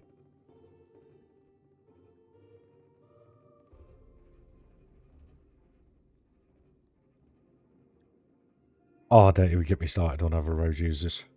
Do not get me started. You know the saying BMW drivers never used to indicate? Well, I think that's just generic now for everybody. No one indicates anymore. They've just decided that let's just gun-ho pull out on people, not even look, not even think about it, not even contemplate their own health, safety, risk, whatever. Nothing. No one indicates anymore. And I tell you what, these whole smart motorways, be careful if you are on the inside lane doing 50, 60 miles an hour with lorries, okay? And the only reason being was I was coming back from work about 3 weeks ago. Sun was out, driving along. I think I had a little bit of music on, just doing my thing. 56 miles an hour in the tow of the lorry, just plodding along. And then I just glimpsed in my rearview mirror to check where the lorry was behind me. And he was way back, he wasn't that far. And then all I heard literally was the loudest screeching of tyres you could possibly imagine. And no word of a lie, I had to slam the brakes so hard on the car. And I literally had to swerve out into the next lane, so which would normally be your normal inside lane, by avoiding the lorry in front of me. So once I got through all the smoke, it turns out a DPD van in front of the lorry slammed on his brakes to get him into one of those very small lay-bys to check his tyres on his van. Now the lorry behind me luckily stopped. Probably I would have had enough room, but it just made me think twice about people's idiocy because they don't think of anybody else. And that's the problem with bikers, is that you are thinking about everybody else and everything that's going on around you. You're doing everything to protect yourself. Unfortunately, there's too many people out there that aren't doing that for others. And that's what scares the living daylights out of me. I think, don't get me wrong, if I had the money, I'd have a bike. But I'd have it in a carrier and I'd take it to a track every other weekend and I'd enjoy my life on a bike there. That I would open arms welcome any day, no problem at all. But on the roads, at least in the car, if someone pulls out in you, you got a better chance of survival. That's all that scares the living bejesus out of me, literally. And bearing in mind the speed stuff I love doing. You know, I see these videos where you guys are literally going through woodlands in the sunset or sunrise. Hey Joseph, how you doing, buddy? Thanks, mate. It's good to see you all again, just rabbiting on about electric cars and bikes and stuff. But those videos I see where you're banking it over, going through the corners, coming through the trees, looking out over the scenery. It blows my mind. But I tell you what, you can do that in a Lotus 7 with a 1.6 Ford engine. Just to have as much fun. You know what I mean, though, Duncan.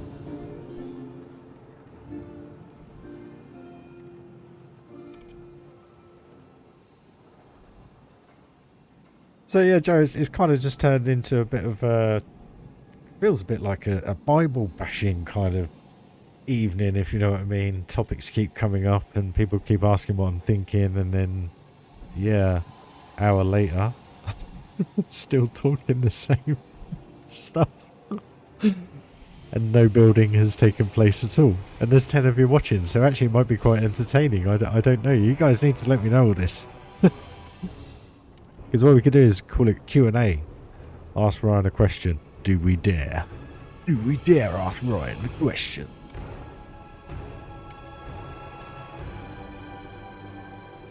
Whilst we get to walk around an amazing park.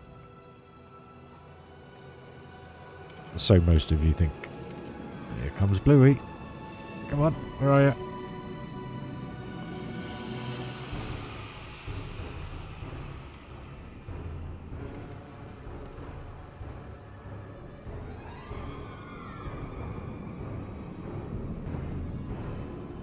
So it's been a good fun evening. Get loads of stuff off my chest. There you go. I can't remember who asked. Who asked? Was it JJ? Who asked? Where was it? Where was it? You'll all have to blow whoever that is. Blame them. Where is it? Rockwork, blah, blah, blah, blah. It's first about the LMP or F1 cars.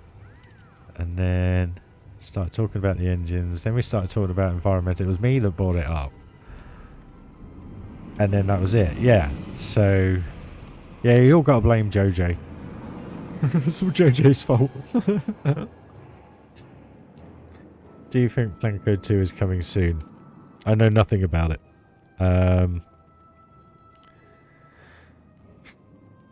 what I understand, it's either going to be late next year, or it's going to be 2025. From what I understand, but that's only, you know, the stuff you guys have seen and the, you know, the stuff that's out there. And from what I understand, that came from their forwarded patents log, I think it was, or something, or their future project stuff. And apparently they're working on some form of simulation game at the moment. So,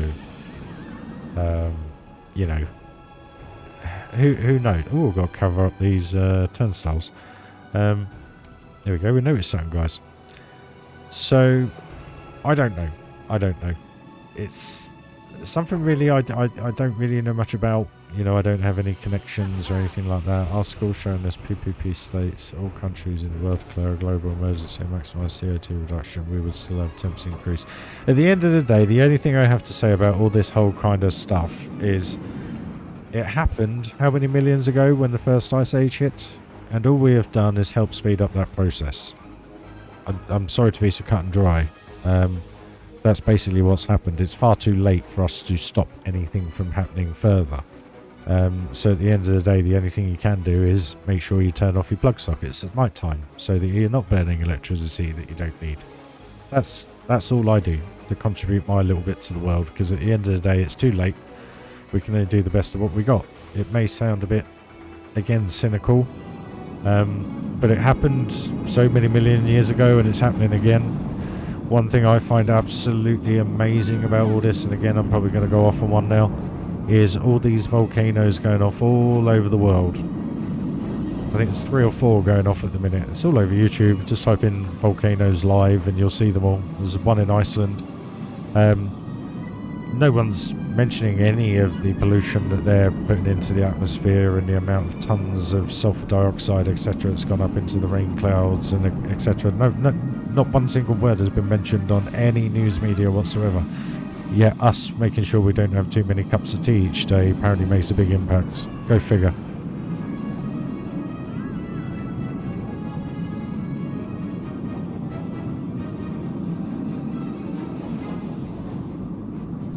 That and electric cars. That's all I have to say, guys. That and electric cars.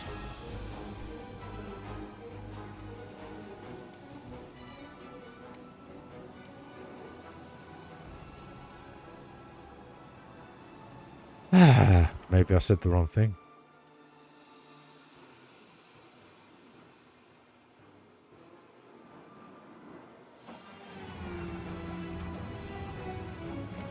Let me put it this way. It happened before when humans weren't about. It's happening again.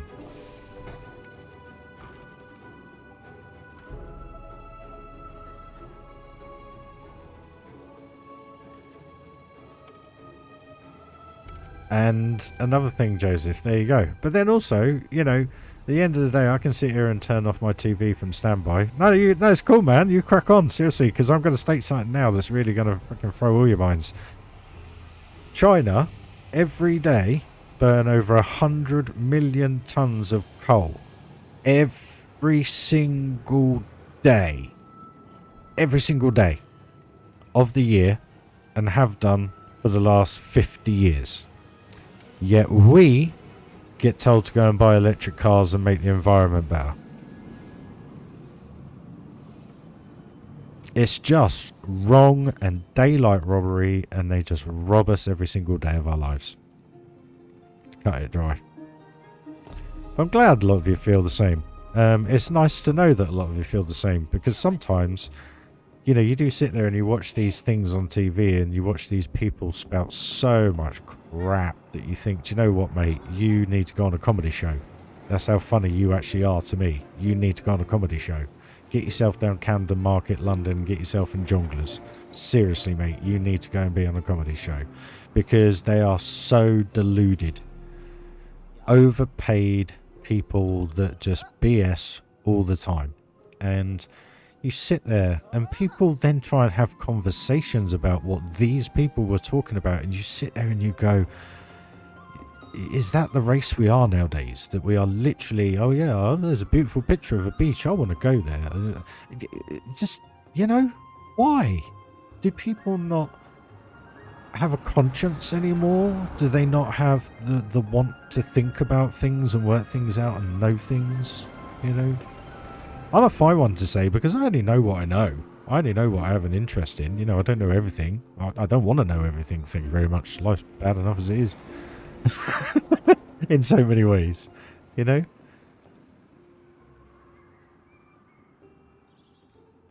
Well, when Elon Musk gets on that flight to go to Mars, I'll come back to that statement. But until that day happens, you know, who knows? I don't think we need to colonize anything. I think we just need to survive the Ice Age. Simple. Start planning for that. Because at the end of the day, it happened before, it will happen again. It's just a cycle. It's a cycle that the Earth goes through.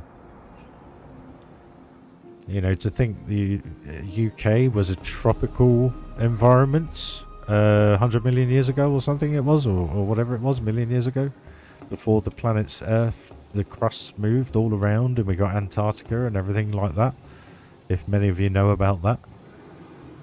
You know, we were actually a tropical climate at one time, which you sit there and go, well, how's that? You know, and they figure out all this stuff by going through, just digging down and finding the different levels of society, well, not societies, it's the wrong thing to say, but generations that have come before us and everything. And I love all that kind of stuff. I mean, Discovery used to be my favourite channel. I just don't watch it so much now because I'm always playing Coastering. But you stick a good program like that on in front of me and I'm all over it. But then you're only again told what you're told within those programs, so you can only then dive a little bit deeper like I do and just have a little bit more research, just to find out a little bit more that's more probably, I wouldn't say newsified or publicised or mediafied, should we say, you know, a little bit more bones.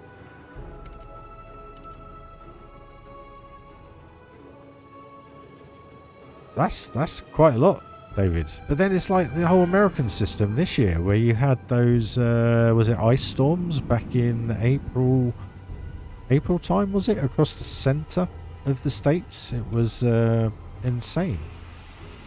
And I'm lost, Joseph. Sorry, Alaska or Antarctica? Antarctica was formed, if I remember correctly. Humans were about because there's a map. There's a map, a sailing map, where you have. Well, it's not South Africa as South Africa is because it's the south of America and Africa, but it shows no Antarctica, but it shows other landmarks around Antarctica. But apparently Antarctica was formed when the plates of the world actually moved, like properly for the last time, you know, or the last time it happened, should I say. Not just an earthquake either, I mean like proper continental changes. Yeah, North Dakota, that's a cold place. Yeah. That's a cold place. And to be honest with you, I'm sat here now in the UK at 22:19, so 10:19. Don't know why I said that. And it's about 15, 16 degrees. I don't know what that is in Fahrenheit.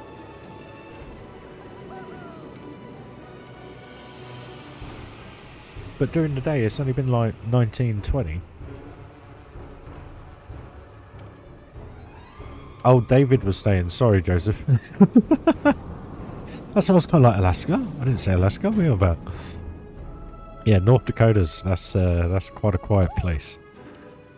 Quiet, cold place.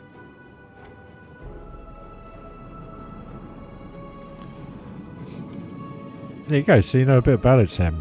Yeah. So at the end of the day, you know, it happened before, and you know, what would happen if we found out next week that there's an asteroid coming towards the Earth? You know, you can only live to what you can live by. And at the end of the day, the more we worry about all this stuff, the less you're going to enjoy life. And it's there, it's happening, it is what it is. You know, there's not much we can do to stop it, because it's not going to stop. It's just, can we prolong it now, is the situation. Well, you know, this time last year, we had 40-degree heat. We were 36 to 40-degree heat here last year, and it was unbearable. It was lovely, but it was unbearable. Where this year, it's completely the opposite. We've had about 4 weeks of good weather between, I think it was end of May, beginning of June, where I am. Since then, it's just been muggy, horrible 20, 23-degree weather, you know? Not sure whether to wear trousers or shorts kind of scenario. Pain in the ass.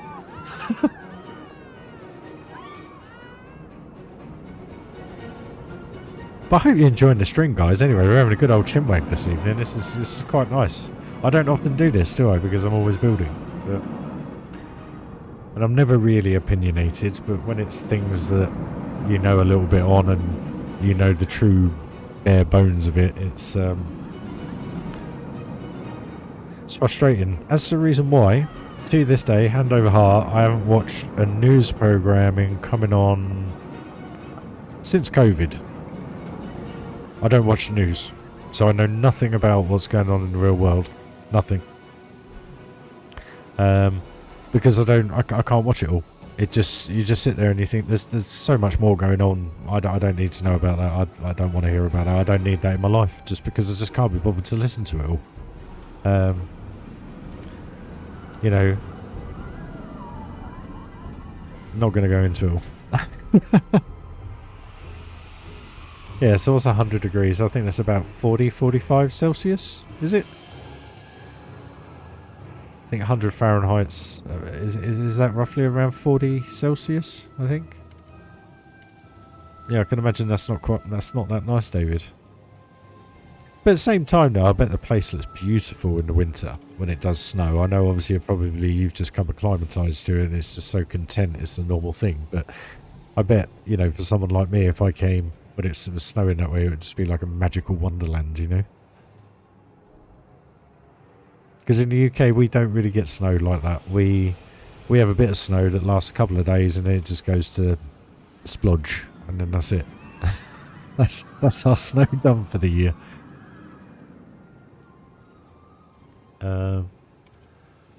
But yeah, no, guys, no, seriously though, great convos tonight. I hope I haven't offended anybody, and if I have, I do apologise. But I'm never really that opinionated. But if you guys ask, I will answer.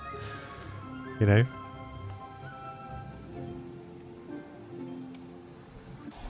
Let's try and pick someone else. Getting a bit bored of the same old rides. Yeah, 45 is very hot. That is very hot. But then saying that, I went to Turkey back in 2018, I think it was. And they always say in Turkey never to go out in the midday sun. Because it's too hot. But we went out pretty much every day in the sun. And there were times when it was 42 degrees, you know, nearly 100 Fahrenheit, I guess. And it was so bearable. But it was because it was a very dry heat. There was no mugginess or anything like that. It was just hot. But it was no different to really having like a 28, 29 summer day here in the UK. But we could walk around in it. It was lovely. Jump in and out of the swimming pool, go to the beach, everything like that. It didn't bother us one little bit. And then we come back to the UK, which then was, I think, the day we got back. No, day after we got back, we went to Chesington World of Adventures, and it was 36 degrees. It was the hottest day of the UK. And it was unbearable because it was 98% humidity. So we'd come from this extremely hot place, but very, very dry atmosphere, which was lovely, to then come back to slightly cooler, but twice the intensity. It was unreal. It really was unreal. But yeah. Funny how it happens. I must admit, there's one place I do enjoy humidity, and people are probably going to hate me for this. But Florida, when you have a complete thunderstorm, and it's that 10-15 minutes thereafter where you just got this lovely sweet grass earth smell, and it just smells amazing, and because of the humidity it just lingers in the air. It's just lovely. Blimey, highs of 118 in Arizona over the last few weeks. Dry heat makes a huge difference. It does make a big difference. It's more bearable, I've found over the years. But then, like I say, with Florida's one of those because you're always in and out of the air conditioning, so you kind of cool off and then warm up, and then the humidity isn't so bad. But after a good thunderstorm in Florida, the smell, it's just beautiful, lovely smell. But yeah, I hope you're enjoying this tour around the park, guys, because that's pretty much what it's turned into now.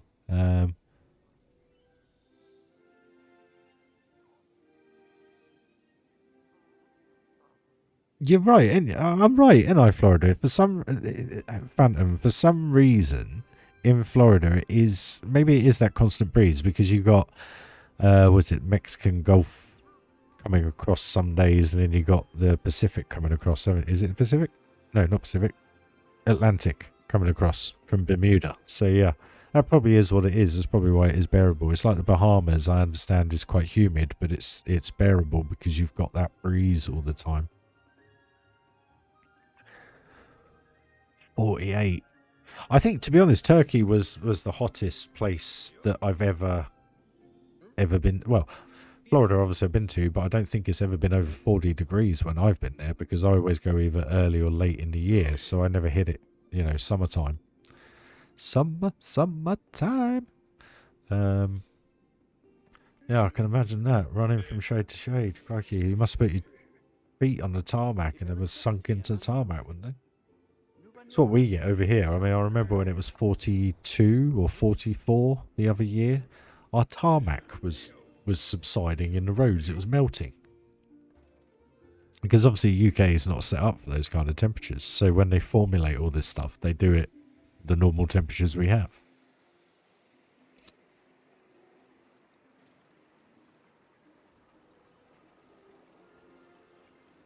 Well, Sam really knows how to put a downer on things. I know I was, but crikey, that's bad news for a lot of people.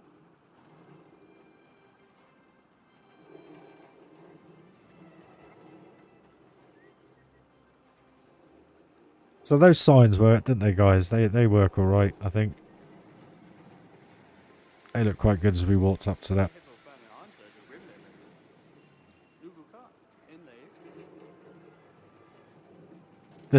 I'll tell you what, when I was a kid, there was a few times like that when we used to go to Spain. And for some reason in Spain, in the late 80s, early 90s, when they did hand railings, they made them out of pure stainless steel. It was just, I think it was because of the Olympics in 92, I think it was. So, like, we were kind of around that area where the rowing boat area was and everything. And everything was made out of stainless steel. So everything you touched was just like, you'd literally, you couldn't feel the heat radiating off it, but the second you touched it, it was like touching a hot pan. It was the worst thing ever.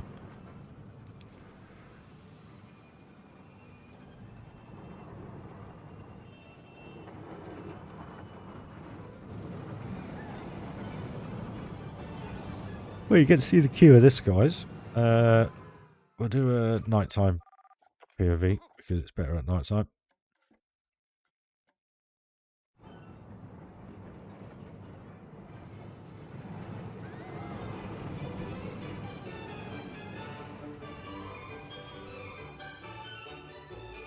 Global warming, mate. It's happening. It happened millions of years ago. It'll happen again.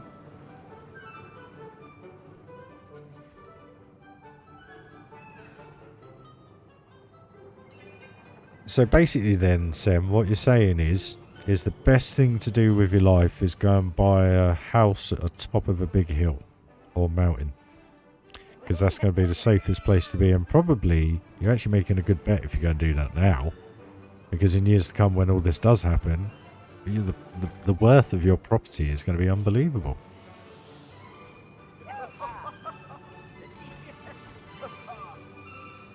Yeah, it was, Duncan. It really was. I learnt my lesson a few times. Let's put it that way.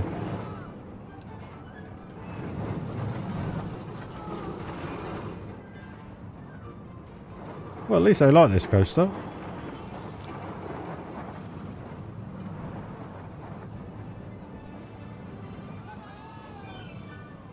I'll tell you what though, that was weird, because that was the first, it wasn't the first lake I'd ever swum in, but we literally swam in the same lake they did the rowing in the Spanish Olympics. I'm sure it was 92. Yeah, because 94 was the American World Cup, so yeah, I'm sure it was 92, Olympics 92, I'm sure it was.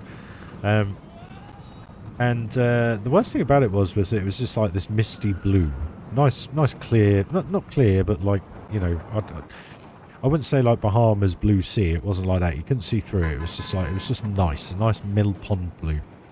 And I remember jumping in for the first time and I was thinking, oh, there'd be a metre deep or 2 metres deep. But blimey, I couldn't touch the bottom. And it just scared me because I was only, how old was I? I was 10. And then I remember going to the swimming pool where the water polo was. And obviously a water polo pool is quite deep the whole way through. Did I know this? No. So I jumped in. Ooh. Gulp full of water later, trying to jump up to the surface. It was quite interesting. Things you do and remember, eh?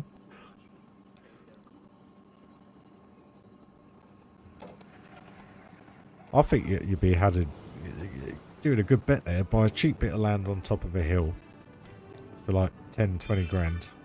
And just build yourself a little house. One of those wooden houses.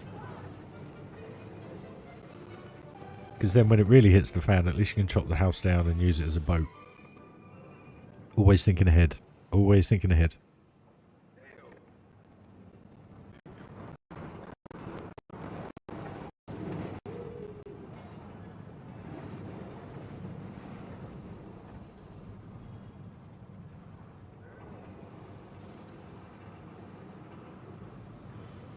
I think I'm about... Oh, excuse me. I think Milton Keynes is about 300 metres above sea level, I think. So, I'm pretty good.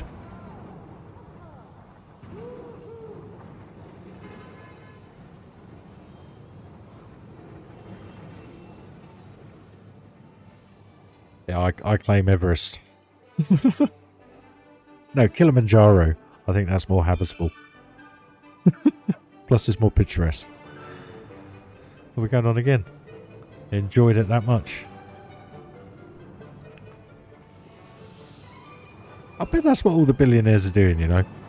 Buying all this land at the top of hills now. Bet you any money.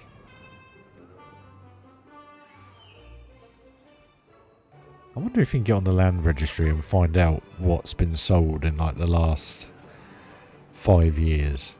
And just see what's actually been occupied and where. That'd be really interesting. Here I am, coming up with all these stories.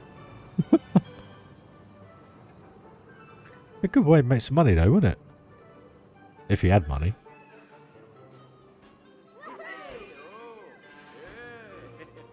You should protect generations of your family moving forwards. I love this coaster.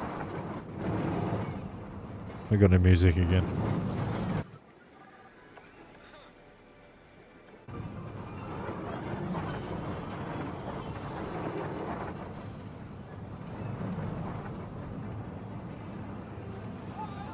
Do you guys actually want me to do any building, or are you happy just walking around?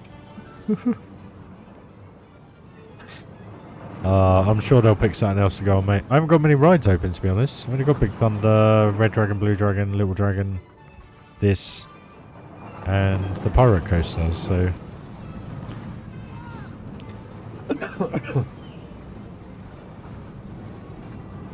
I didn't know we did, Seb. Yeah, that's one thing I worked really hard on this one, Duncan. And I know this room where it's all multicoloured is a bit out there, but it's just the one bit of craziness. And I always have kind of like rainbow coloured something in the park. Just always have done. I no particular reason. I think it was one of those evenings where I was tired and I just went, you know what, LGBT, done. Tick that box kind of thing. If you know what I mean. Just have a little bit of it in every part, but it's just something a little bit crazy, a little bit different. There's a queue line. Yeah, it does a job. It does a job. It's a little crazy, a little out there, great views, cool kind of theme. Does the job.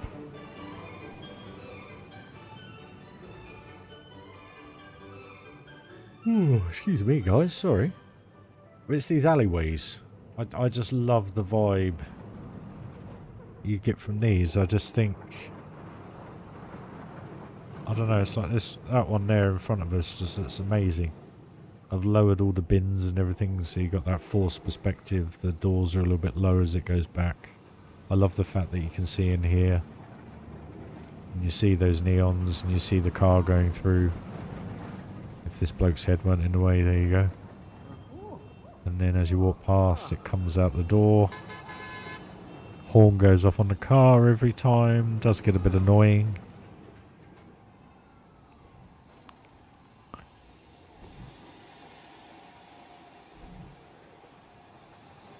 I haven't got a clue. I wouldn't know how to... Kind of funny, 99% of people can't understand how to decode the infos. So how are, I assume that means aliens, supposed to do that? I'm not sure what you refer to, mate. Oh, what, the original thing? I don't know. I don't know why we would send pictures of us nude. Why would we do that anyway?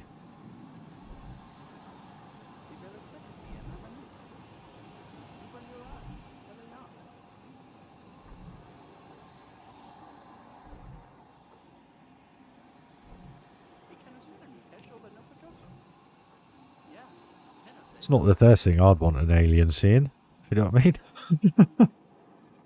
Oh, crikey. We're going for tacos, guys. Tacos. See, now, isn't that weird that the signs have gone all strange on this particular shop when they are fine? Oh, no, they're not. So they have gone weird. I don't know why it does this. Definitely a voyeur. Yeah. Oh. Oh, it feels so good, guys.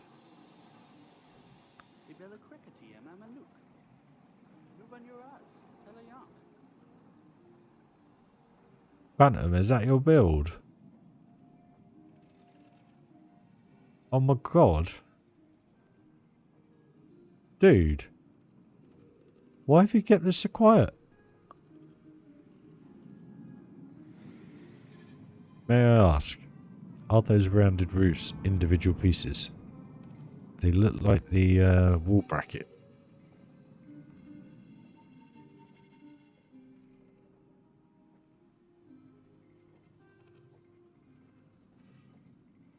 Mate, that is an awesome park. Front of that hotel. See, now that's what I was thinking of doing in Thunderland, something like that. But peace count, peace count, peace count. Mate, that looks awesome. Very, very nicely done.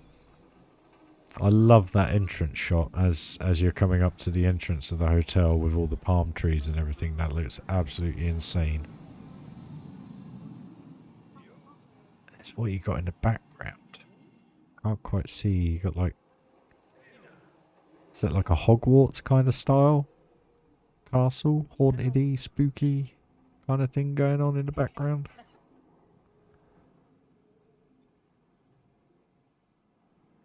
It's good, man.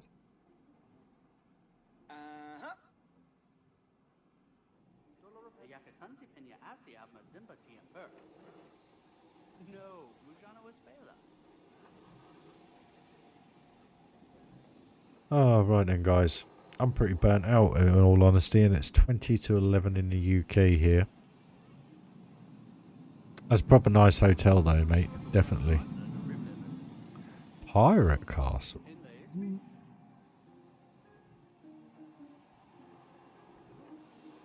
So I'll tell you what, I'll give you guys choice of whatever ride you want to go on. Let me know and we'll finish up with that, guys.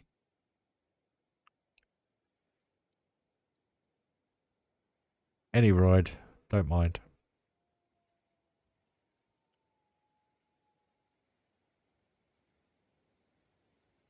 It does look a little Hogwartsy, I'm going to be honest. Only in that picture because you can't see what it is. No worries, dude. It looks great. That entrance to that hotel is amazing. It really does look good. And that was kind of what I was envisaging down here. Something along those lines. But I needed a lot more piece count to be able to do it properly like you have. And as you can tell, we're pretty much at max now. So I've got to get this done. So guys, as there's no requests, I'll pretty much leave the stream there if that's okay. I thoroughly enjoyed this evening. It's been very good fun. And if there's anyone watching back, obviously these opinions are my opinions. They're research that I've looked into and facts and figures that I've read over the years.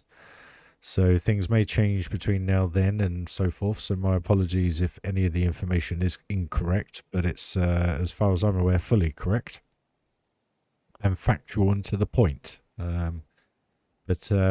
My apologies if anyone is offended by any of it. But I want to thank all the guys for sticking with the stream as we were just going on about electric cars, hydrogen and all that kind of stuff, environment. Not something I normally do. Try and shy away from the real world stuff. But guys, thank you very much for joining the stream. You are all genuinely appreciated. And I just want to say the only thing I ever ask is give the video a like if that's cool with you guys. That's the only thing I'll ever ask, as that's completely free of charge to do.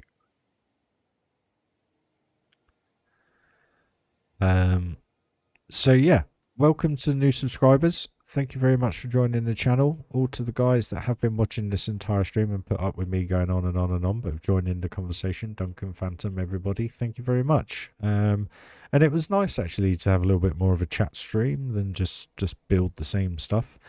I think what I'm going to try and do is get majority of this rock work done off stream, purely because it's just a bit boring for you guys and it's so hard to control the camera. So what you might find next stream, what I was thinking with this, just thinking, is doing like a wood circular thing holding the track up, so making it look as though it's kind of suspended instead of using the terrain works. So we'll see on that one. But Kayla, thank you for joining the stream, much appreciated. Guys, your time, your likes, thank you very much. Just gets the videos out there a little bit more, and just trying to get the channel to earn some money for me so I can share some stuff with you guys in the future.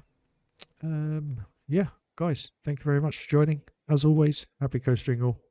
Have a lovely morning, day, afternoon, evening, sleep, wherever you are in the world, guys. Catch you very soon. Cheers, guys. Bye bye.